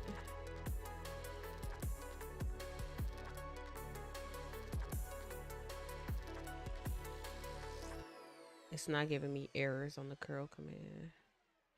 Say no.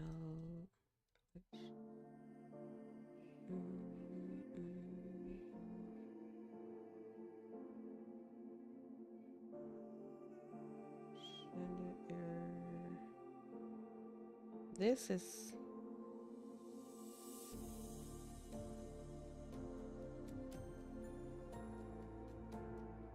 What is that?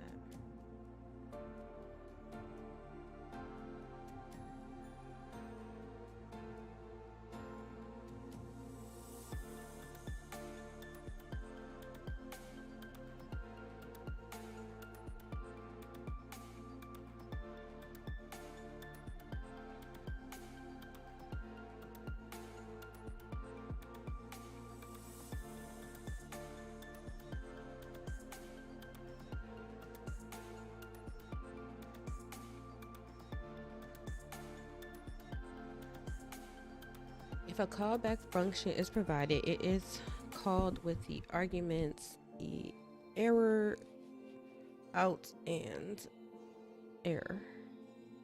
On success, error will be null. Okay, so there was success, so that's good.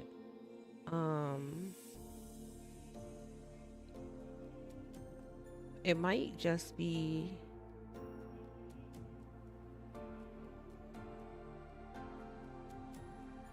on error, error will be an instance of error. The error.code properly will be the exit code of the process. By convention, any exit code other than 0 indicates an error. Error.signal will be the signal that terminates the process. And then these arguments passed to the callback will contain the out and error output of the child process. Node will decode the output as UTF-8 and pass strings to the callback. The encoding option can be used to specify the character encoding used to decode.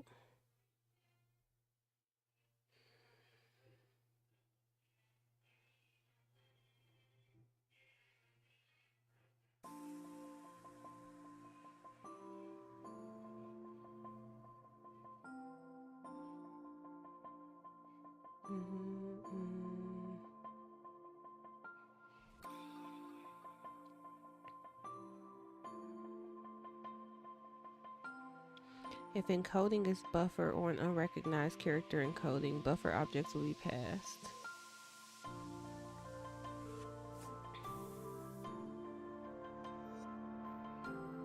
If timeout is greater than 0, the parent will send a signal identified by the kill signal property.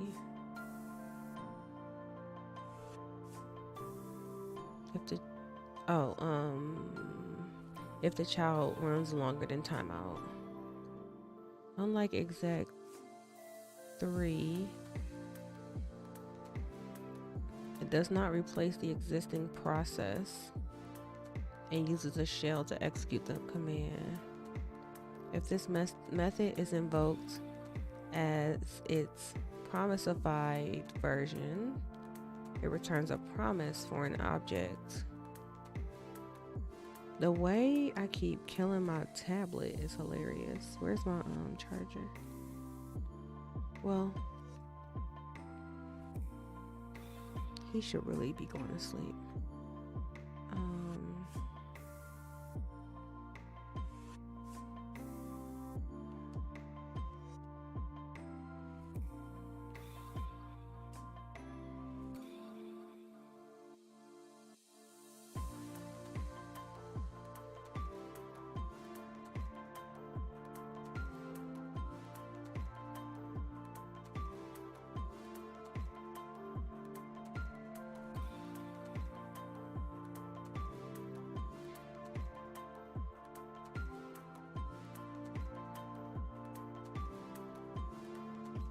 So here's my question.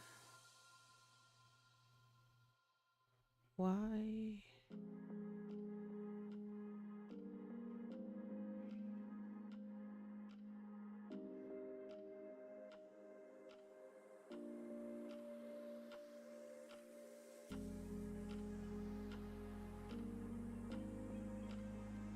The progress meters and stuff are shown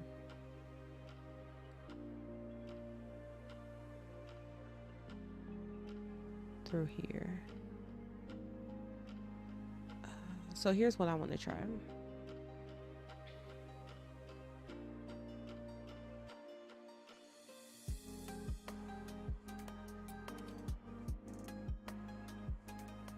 I expect my connection to fail. That's fine. Or is it? Yeah, my connection is failing because this code still uses, this password uses the the access token that's in my .env. So I expect this process to fail because of that reason. I don't want to return here because I don't quite I'm not 100%, but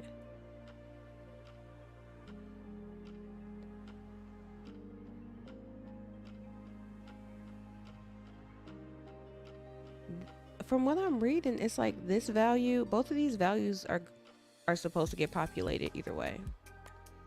And I probably am getting, I'm picking up something out of this value because I'm not suppressing all the rest of this output right here. If I suppress this output, then it'll probably skip over it unless it was a real error, because there's no errors coming out of here. It's just showing me the progress bar, right? This might actually be coming from there, but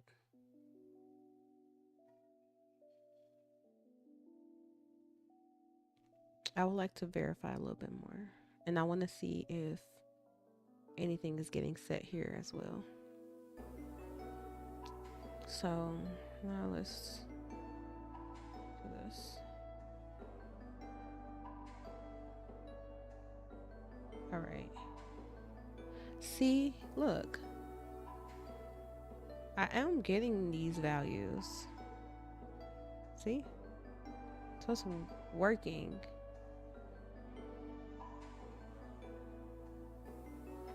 $21.06.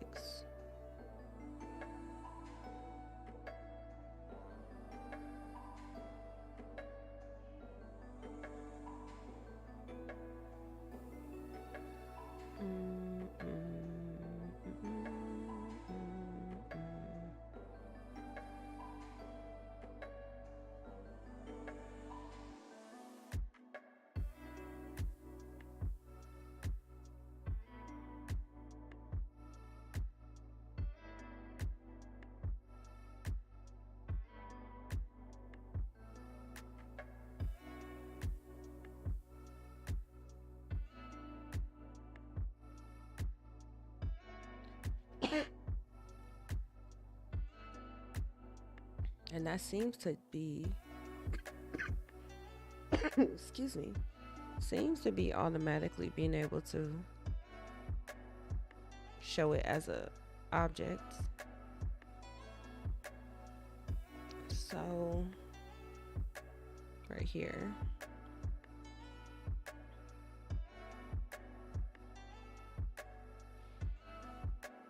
Now how will I be able to do multiple curl commands? That's a whole nother thing.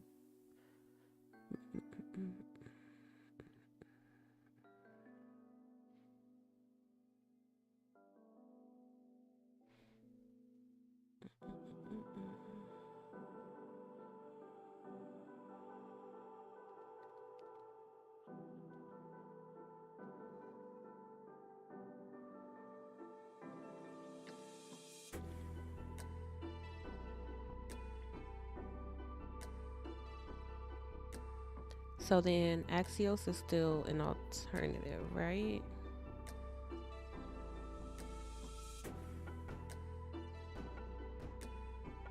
Because then I can do that. Then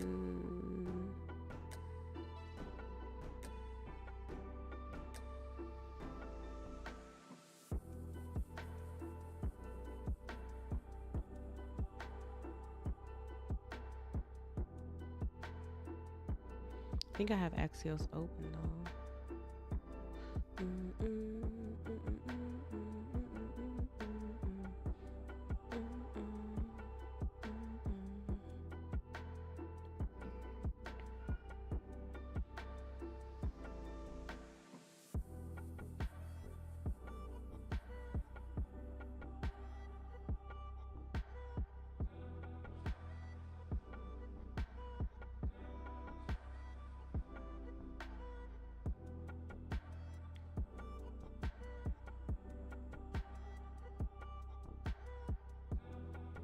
Here's my notes.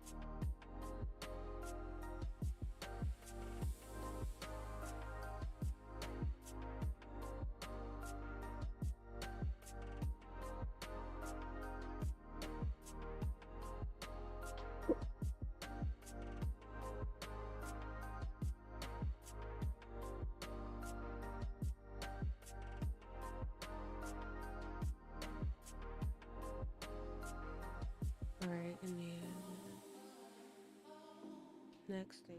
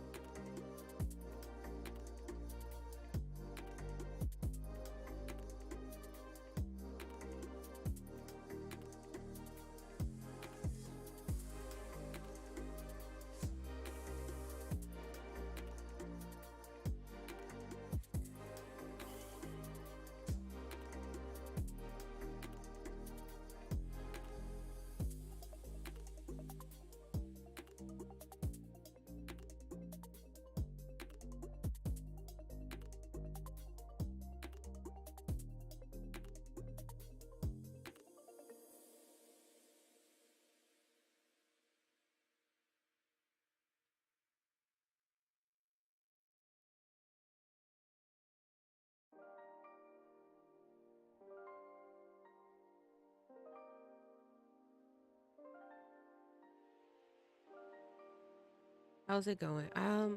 It's going. I'm about to redo this process. Well, I'm basically writing out the steps the way I need them with all the data I need. So this and then where type. So I'm past that one. Then this returns. Oh, I only have to do 2 requests, so that wouldn't be terrible.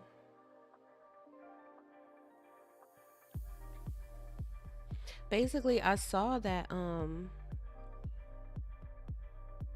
was trying to determine the difference between this value, this parameter, and this parameter.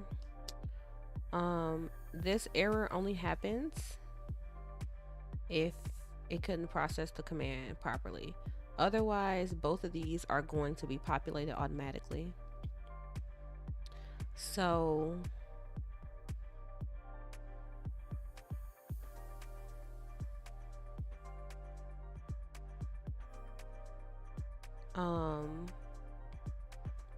when I was just returning after I checked this value, that was stopping me from seeing if the curl command actually gave me some output. So since I just got rid of that for now, so I can see that my output is actually there. So I am actually getting back all the values I need from that first command. So I should be able to grab those values and use those to continue on in the process. I have to let the user be able to go and visit that URL. And then after they visit the URL, then we could complete the next step.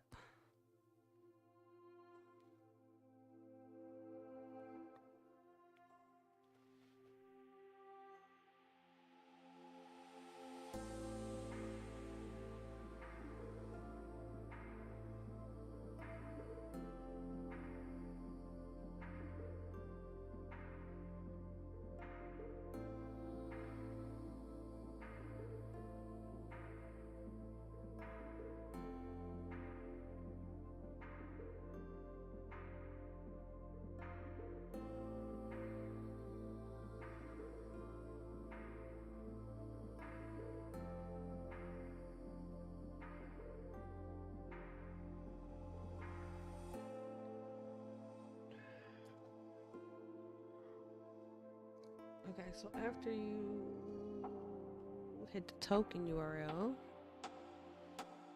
and you get these values right here.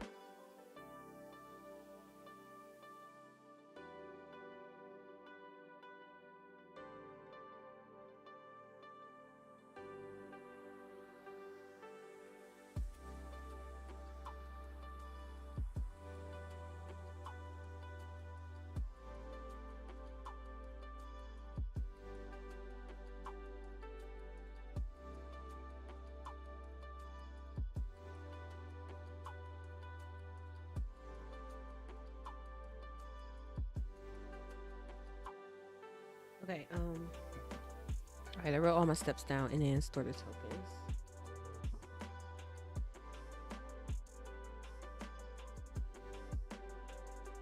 This is actually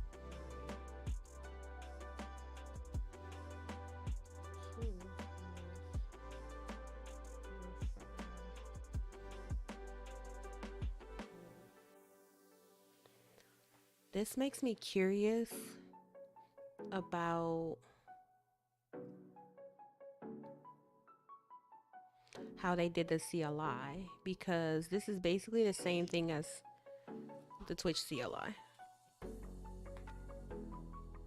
right? Because if I go to the Twitch CLI,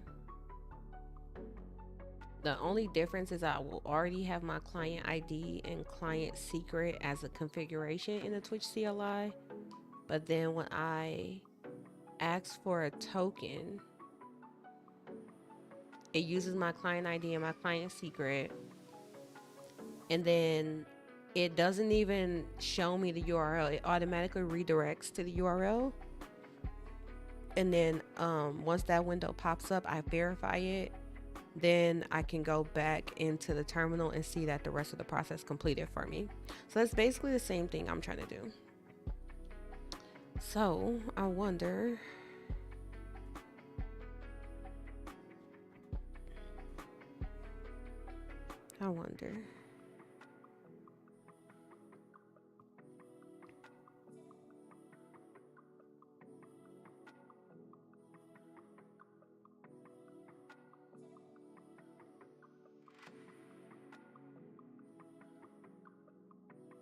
where's the part where they show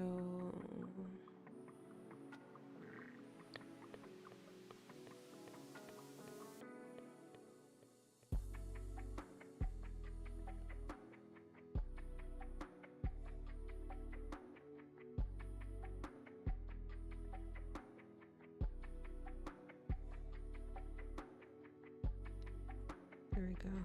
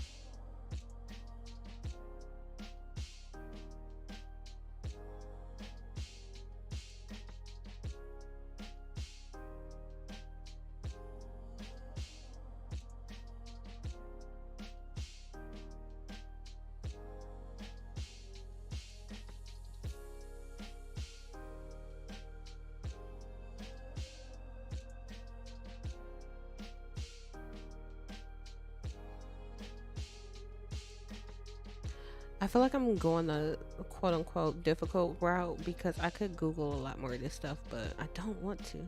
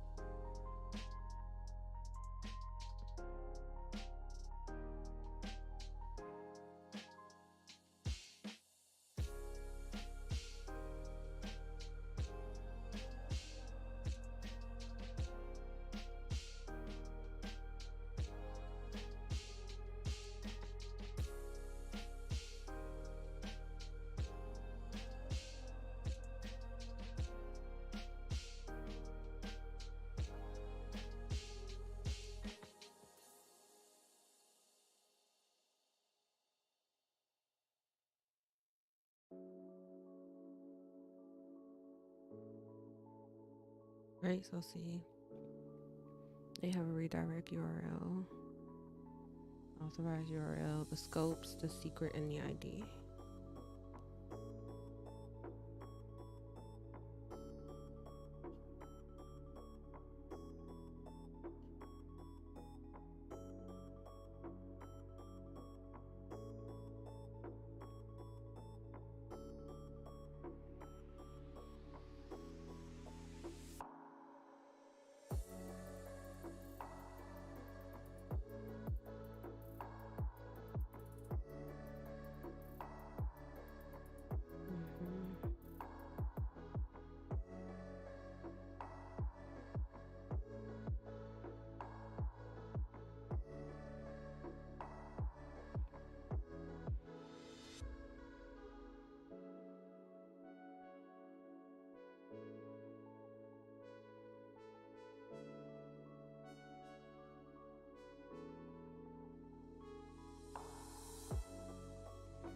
Like, it looks like all of this code is mostly setting everything up.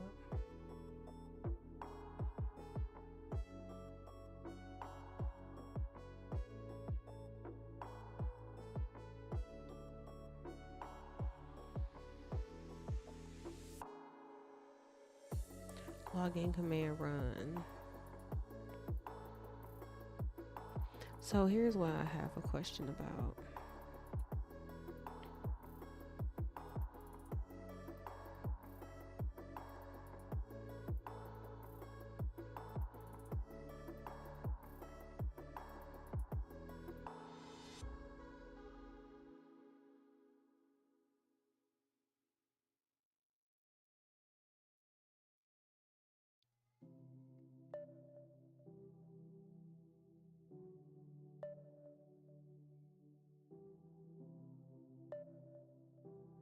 I can run one command.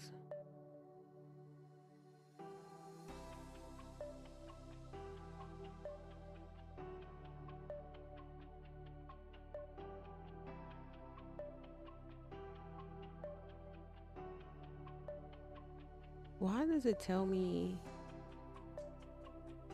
Login authentication field.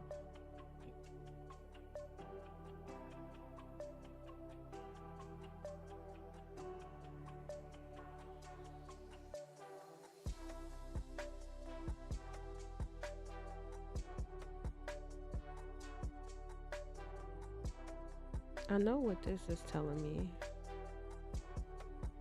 Why do I get that error from the other one if I'm not even done with authentication?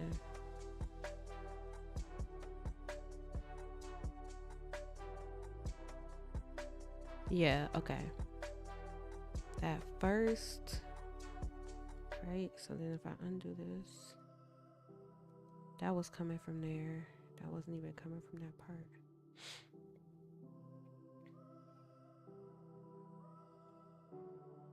This right here.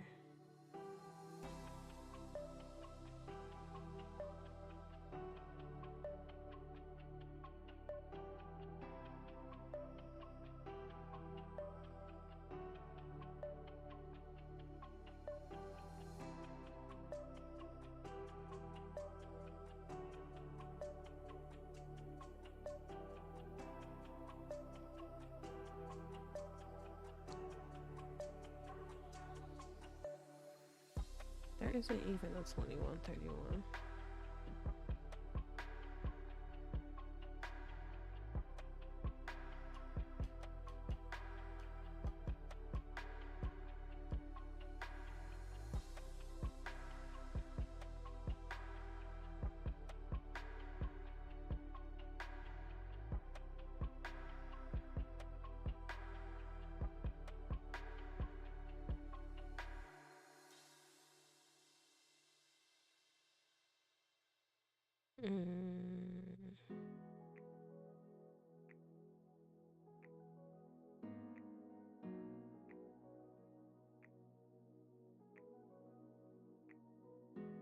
Yeah, so all of that is coming from there. Okay, that's fine. So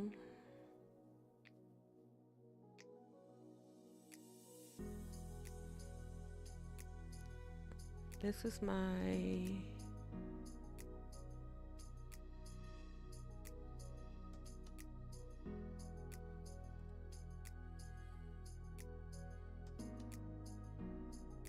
I have a token, no, I have a device command and a token command.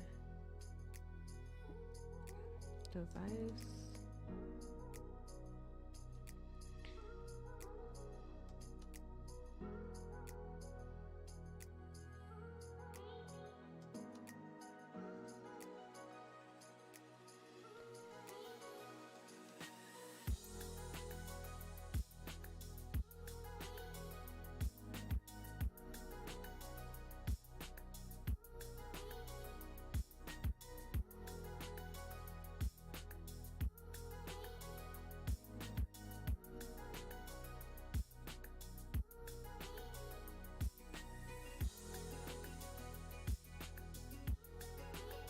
I need a way to wait for the user to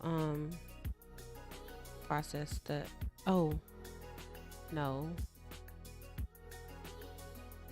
yeah, I need a way to wait for the user to go to process they to insert their token. All right, so this one, yeah, this is the other one I need, right? Yes. Let's see, that's our second command. Accept.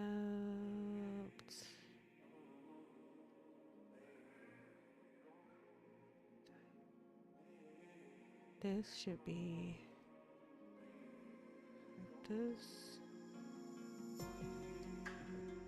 No, wait, this device code actually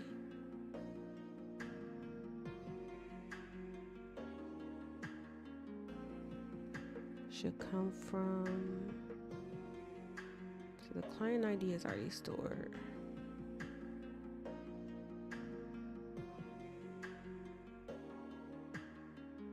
But that device code,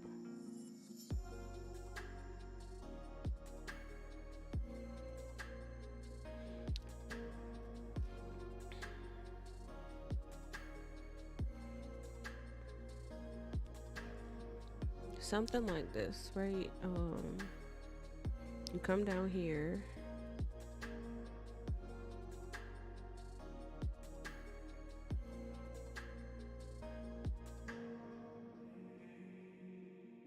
You have to change this to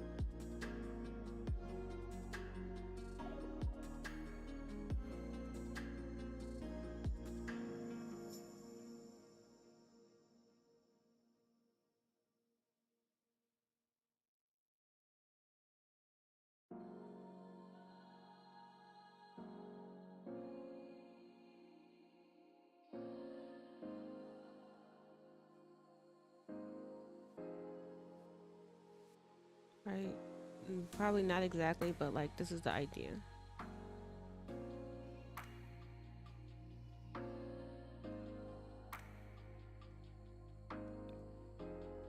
And in addition to that, the other thing is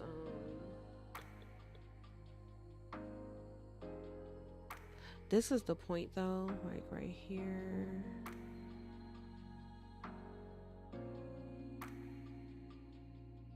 We say we want to wait for user to verify.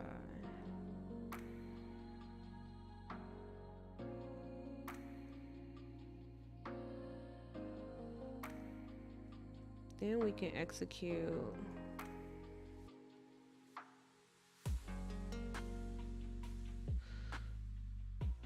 curl token commands.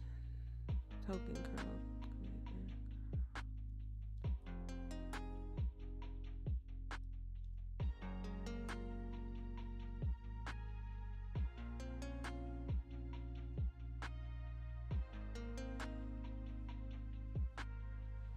And now we are going to something like that.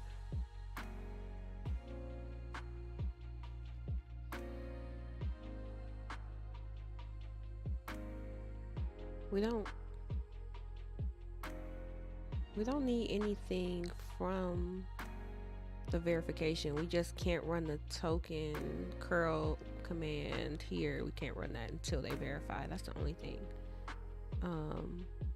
But all the data we need is in the response. So now we need the client ID. Client ID, scope, device code, and grant type. That's right, client ID, scope is already set, device code, and grant type. So yeah, it's only the device code that we need from that process.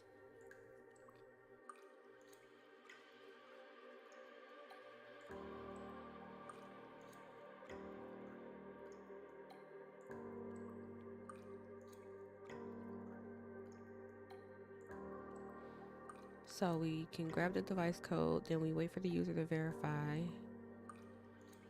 Once they do, then we can execute that other command.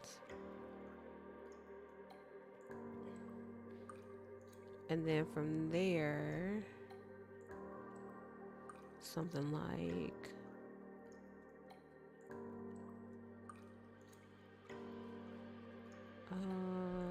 what variables do we have?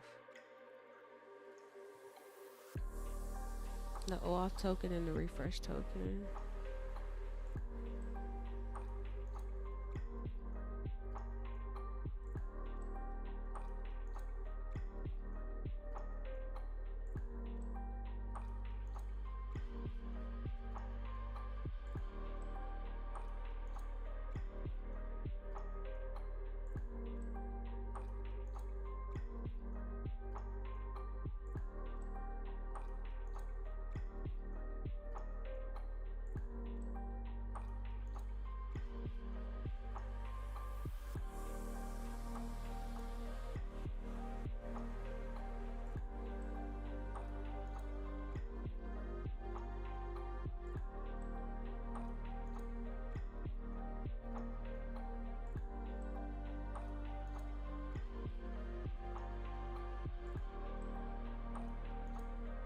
So depending on how we would grab those would be values.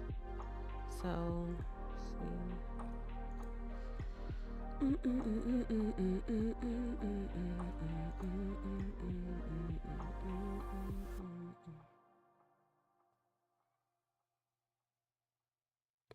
Now they said that there is a promise version, a promisified version of this child process.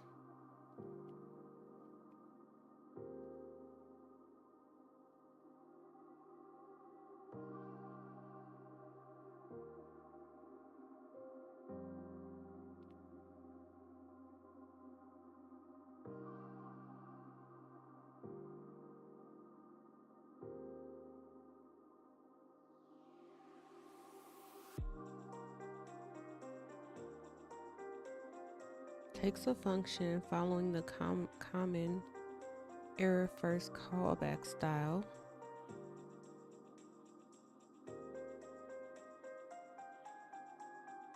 And returns a version that returns promises. Oh Lord, didn't I say I wanted to become a JavaScript expert?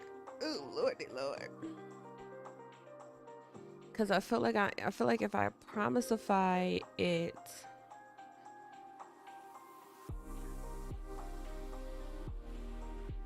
then I can call then.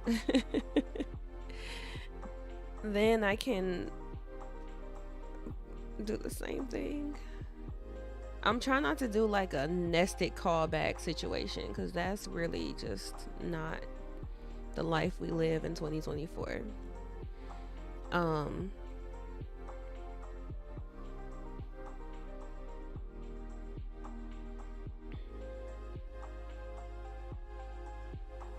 So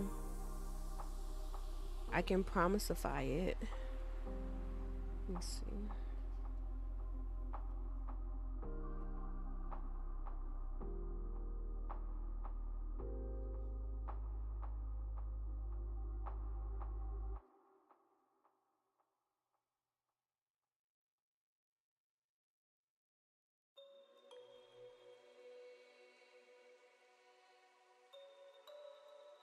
I don't know when was the last time I got a token.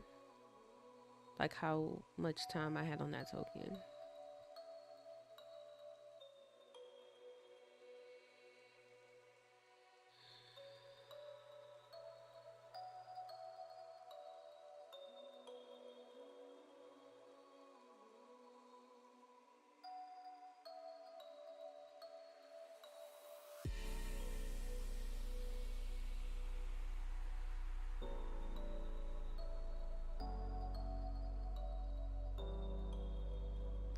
I guess it literally doesn't matter.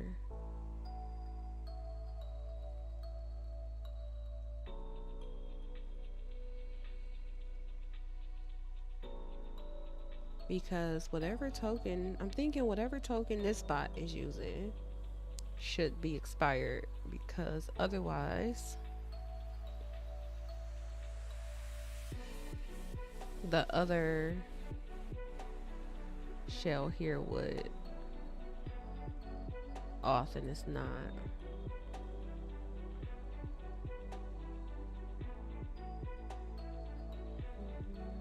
All right, let me see something.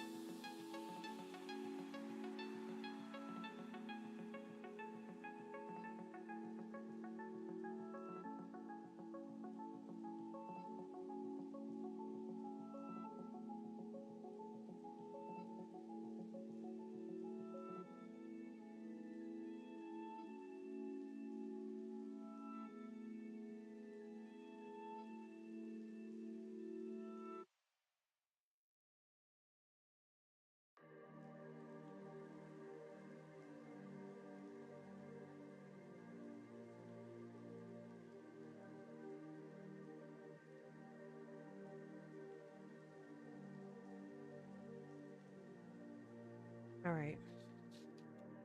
I did take a bathroom break, but y'all know what I did before.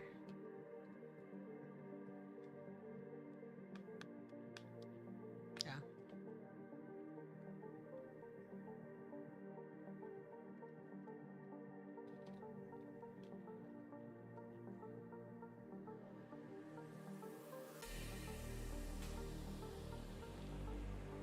The only issue I would have right now is I don't think I have any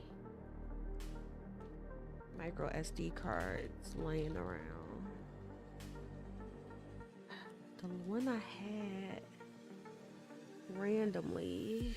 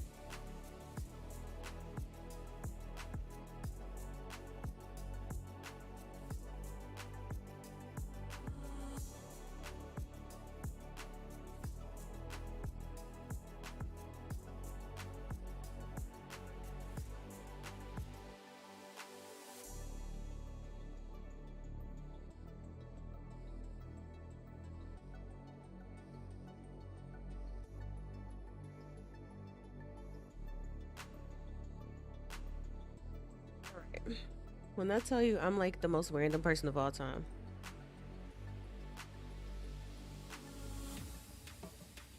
Or either I have so I have so much technology, so much gadgets that I just be having stuff laying around. I was like, oh, I had a random SD card. Where was it? Oh, it was in that one like purse wallet thing that I got. I'm not carrying it right now, but that's what I was carrying. I'm like, where is that? Now I searched my room and I was like, it's not in there. And I'm like, but it's gotta be here because I've seen it recently. I see it all the time. I just don't remember where I see it. Then I was like, oh, it's hanging on the coat rack. So then I found it and then I looked in and the pocket where the SD card had been for like the longest, it wasn't there no more. And I was like, oh, wait. It was in my cup, my blessed mama cup that I got. It was like a gift. And I had my baby. So I was like, it was in my blessed mama cup. My cup is right here, but all the stuff that was in my cup is not in it.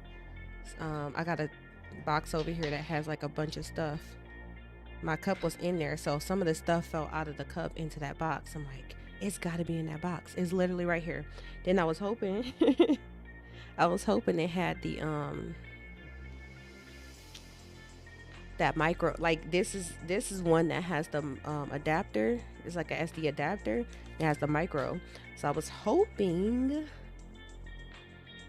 that it wasn't empty, because sometimes I have these adapters and they empty because those cards are already in other Raspberry Pis. And I do have some other Raspberry Pis here that are set up, so I didn't want to take the SD card out of there. But luckily I have this.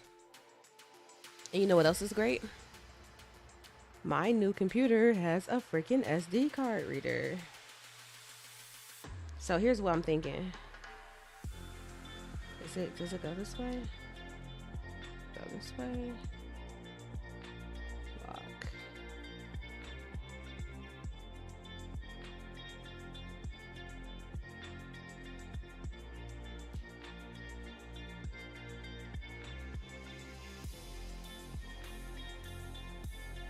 I am gonna look and see what's on this card. The most that could be on here is video files that videos I never edited.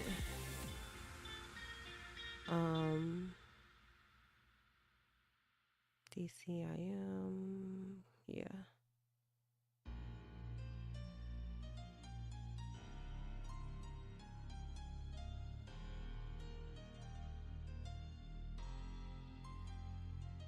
Okay, so I can definitely, let's go to documents. Yeah, I'm about to reformat this card. Here's my thought process. I want to leave the bot running.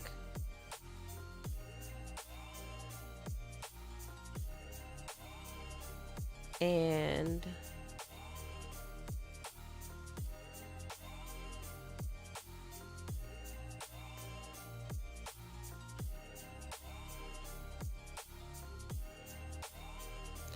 if I leave the bot running, it shouldn't matter if my token expires, as long as I don't restart the bot. So at least for the time being, right?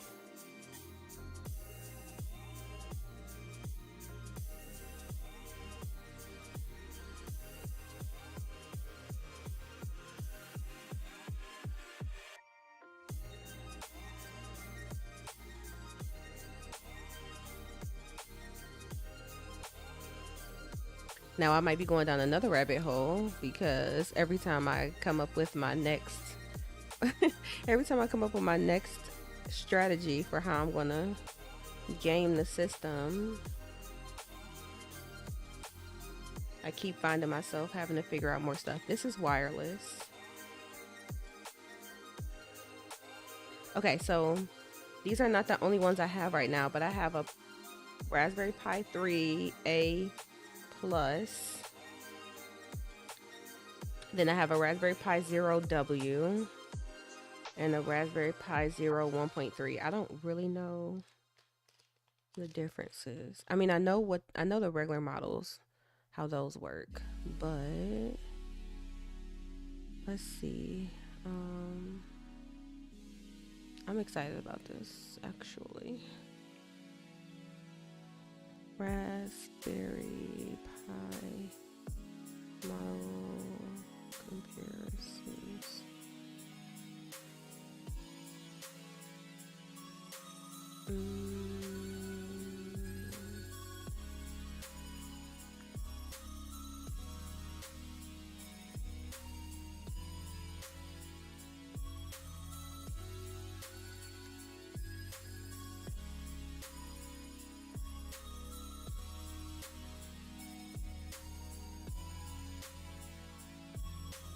So those, right, no USB, like I said, no Ethernet, but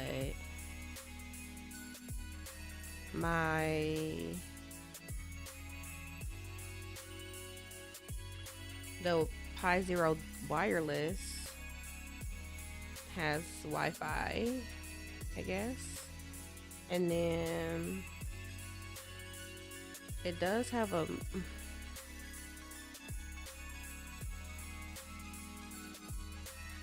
it has a micro HDMI.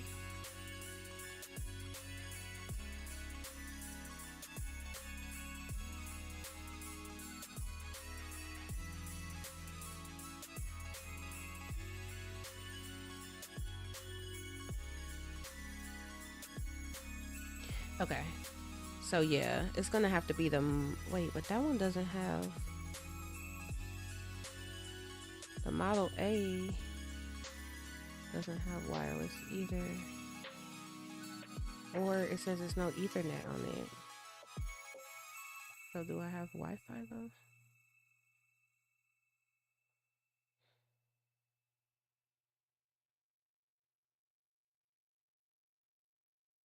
Hmm.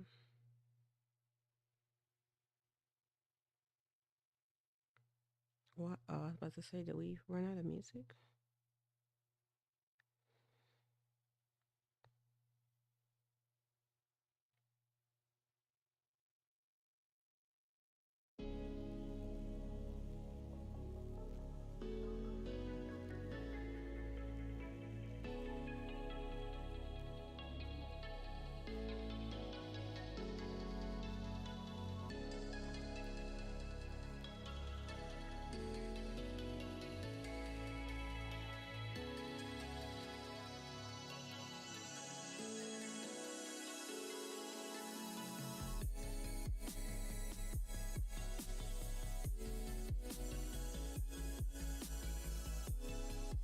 I3A plus.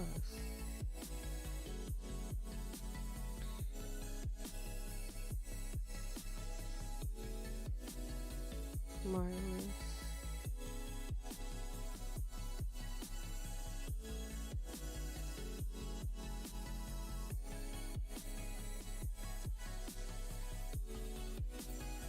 I don't need Ethernet.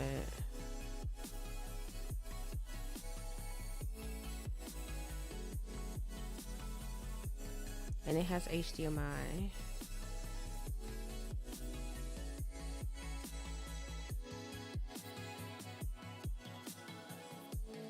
All right.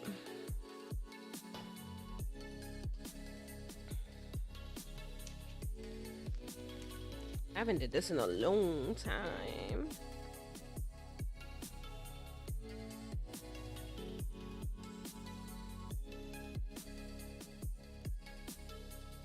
I'm about to read this.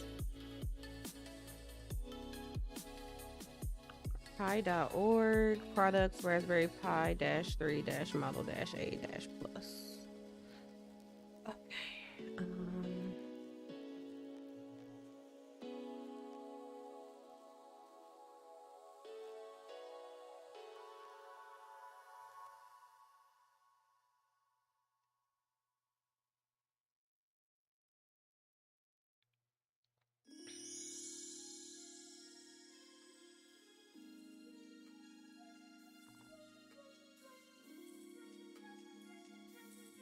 I didn't spell it right though. There we go.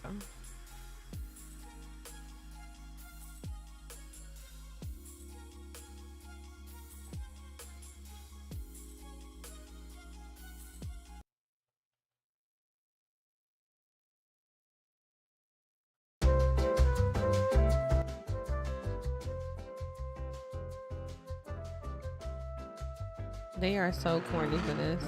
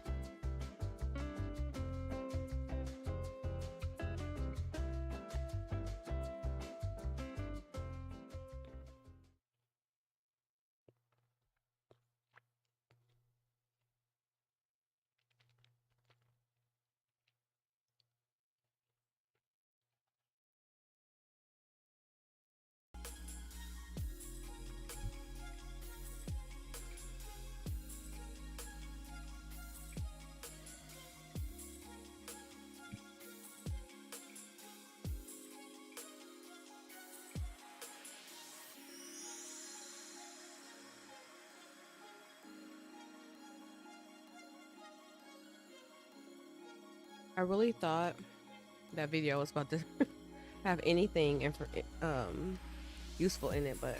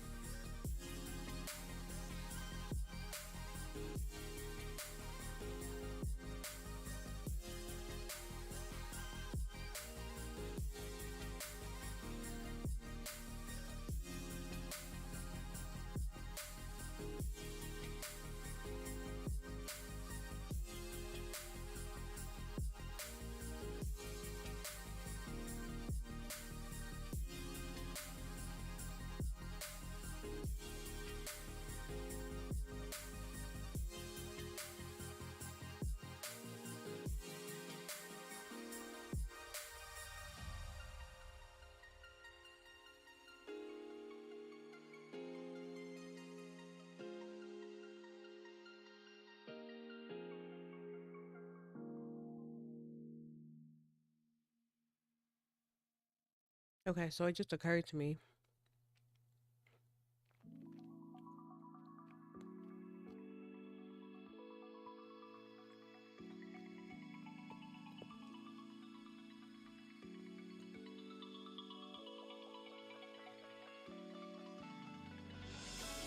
I should just write a shell script, right? It goes through the auth process and gets all the information, set the environment variables, and then start the bot, right?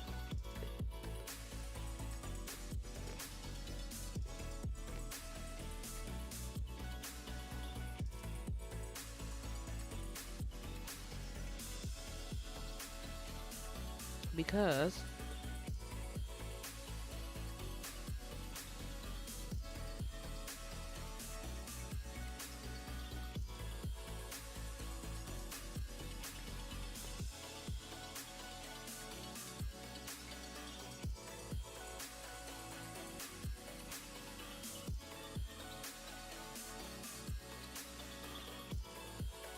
right?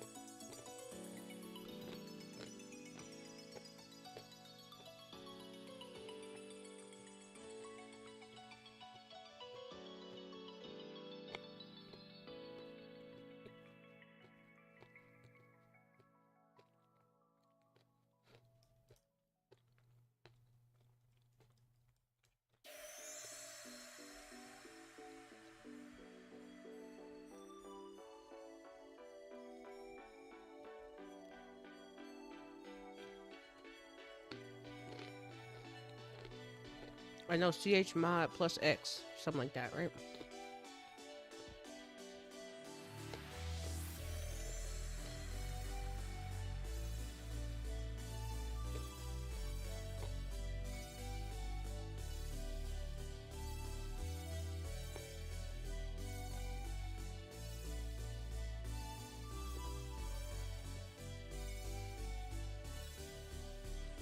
Look, here's what I'm thinking. Where's my curl commands?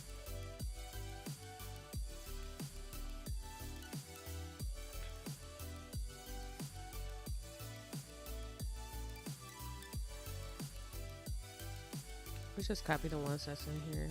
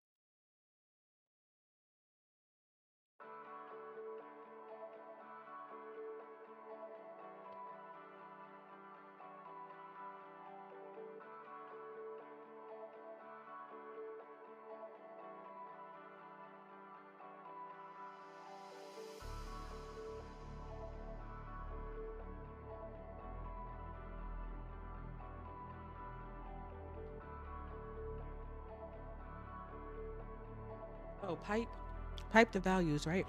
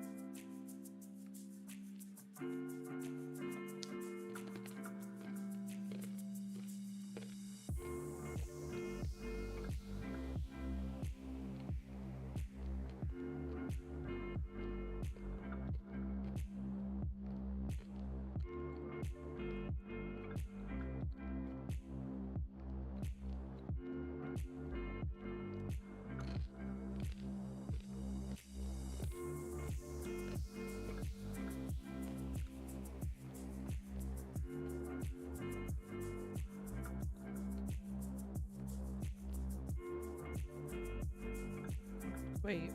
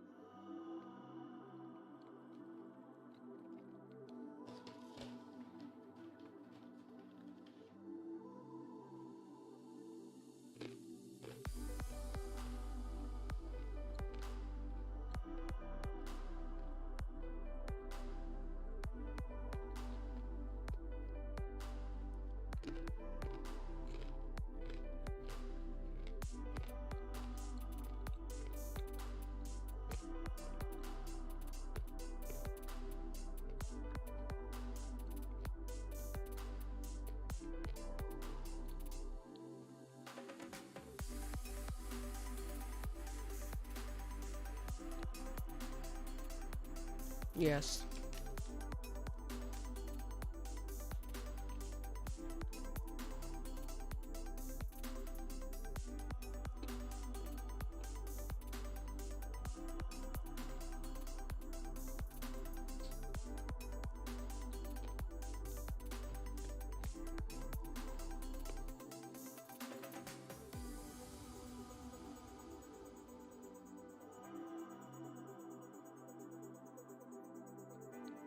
Now,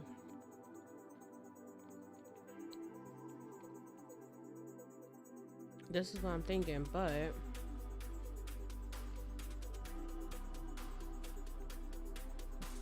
I'm still gonna have to break down those values. I think they come as a what the heck is going on? You okay? Oh, let's just reopen it.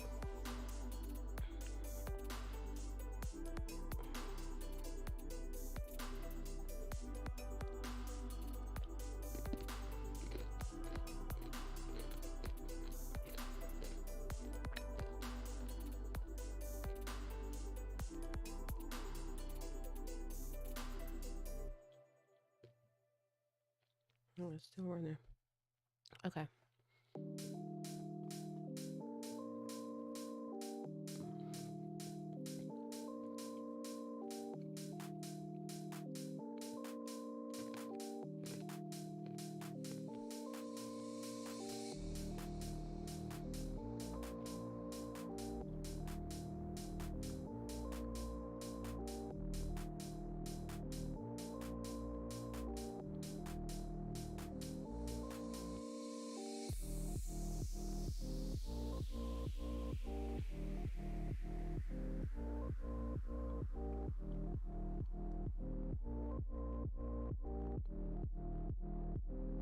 Is that right?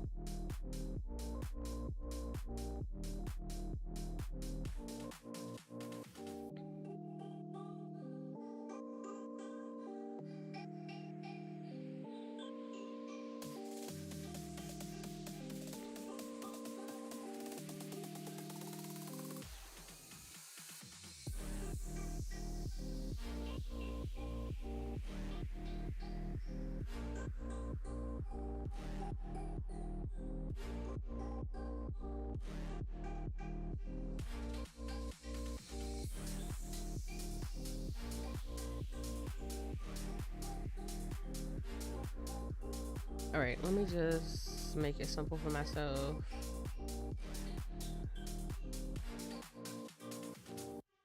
The simplest thing, and then I can go back and refactor it. Oh, what did they say?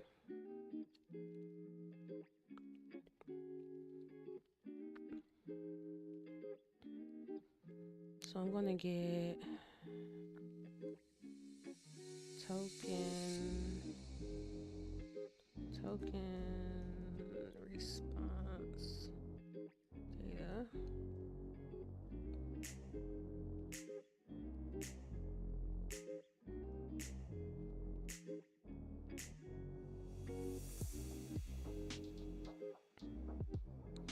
Did it say we could use backticks?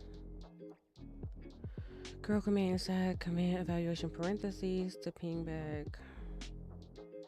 Oh, use the command evaluation operator.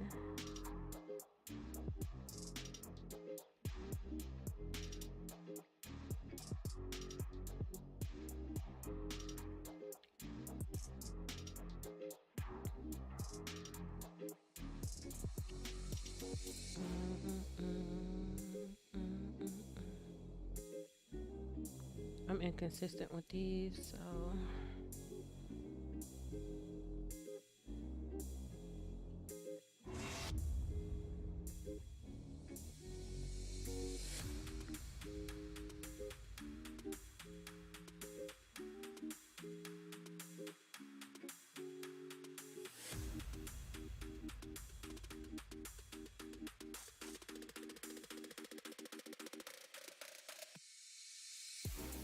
all right, so my syntax is My highlighting is back is what I would expect anyways.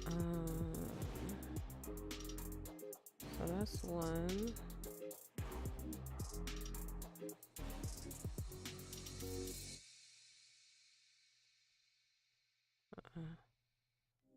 I have to do a dollar sign. Nope.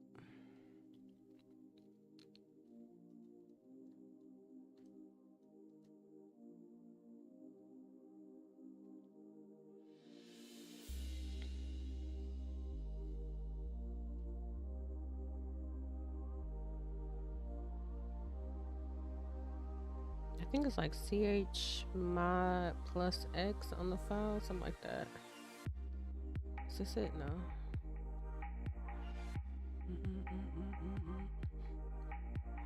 Make file executable. Yeah, ch mod plus x.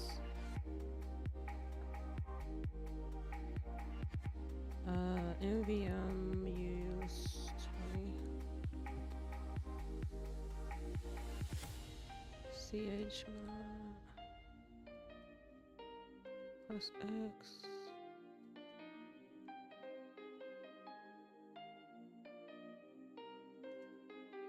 Okay.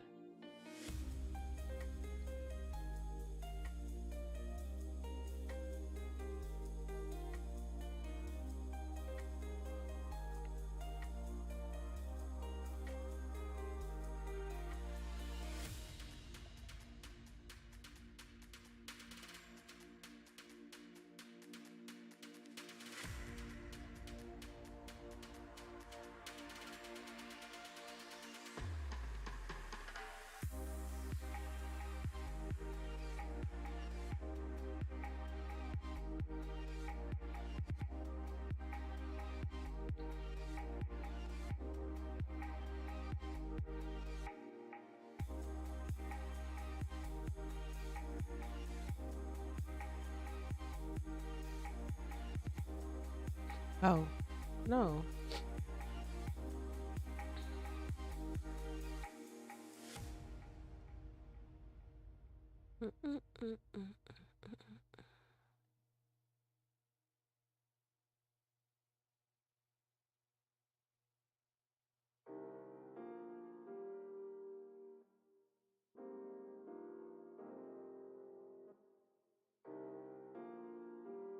Quotes, dollar sign, parentheses.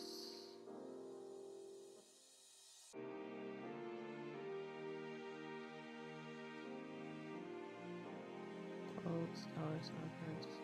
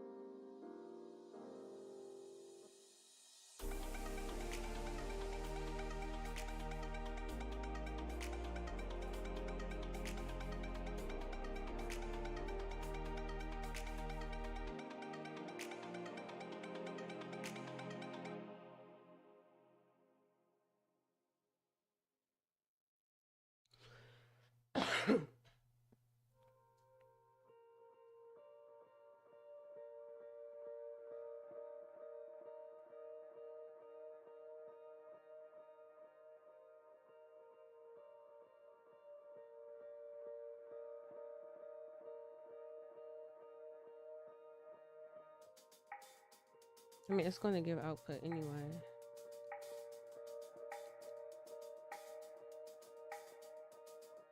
Right? So it's there.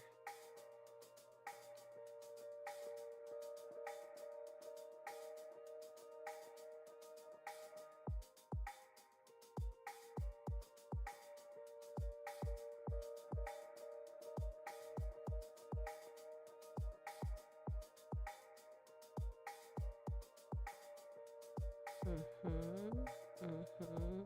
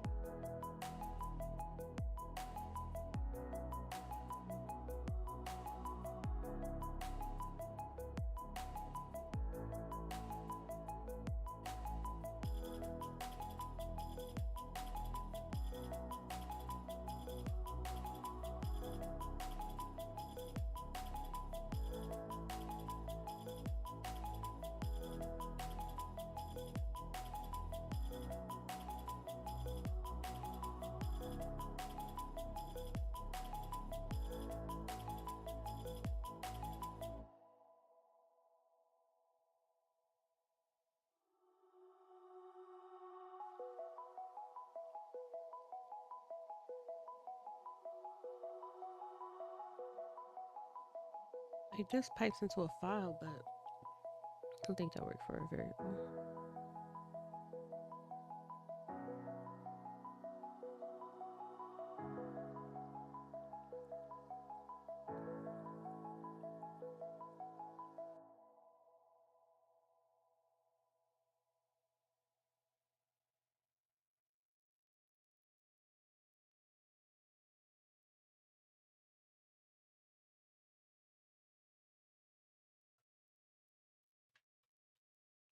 Finally ran out of music.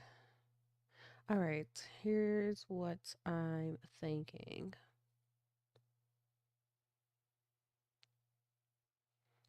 Tomorrow, yeah, tomorrow I'm gonna finish this.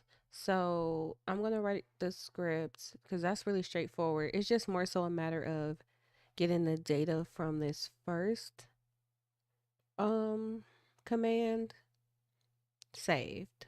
And then once I have the data from the first command, I should be able to parse through that to grab the device code, and then from there at the end of this, that's when we would run the bot, right?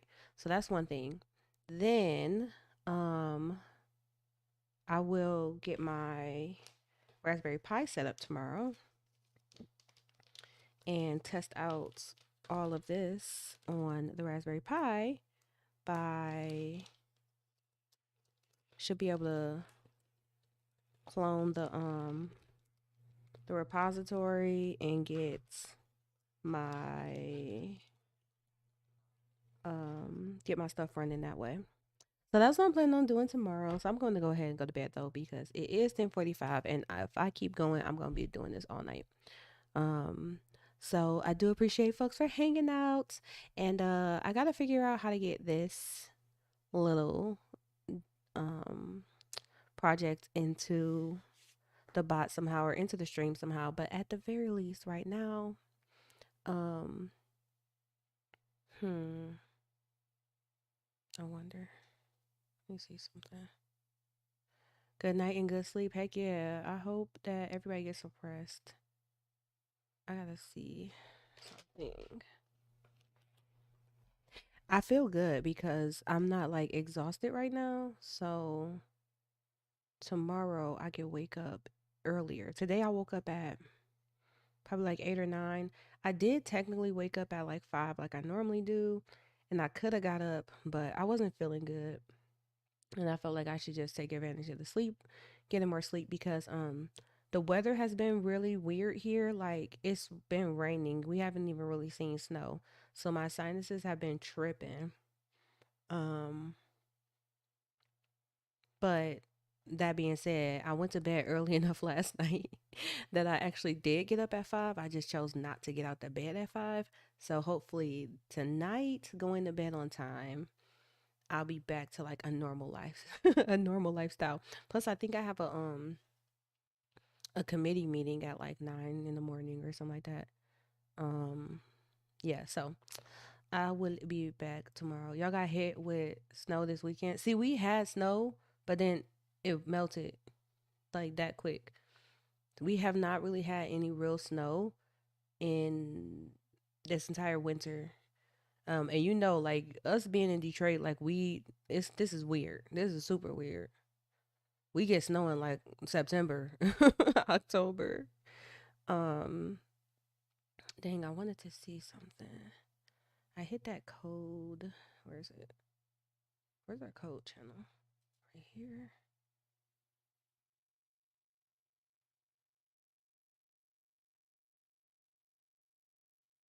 Okay. Now, the other thing too, I'm about to go to bed for real, but the other thing too is that the Raspberry Pi 3, I think it has a camera. It can accept a camera module on here.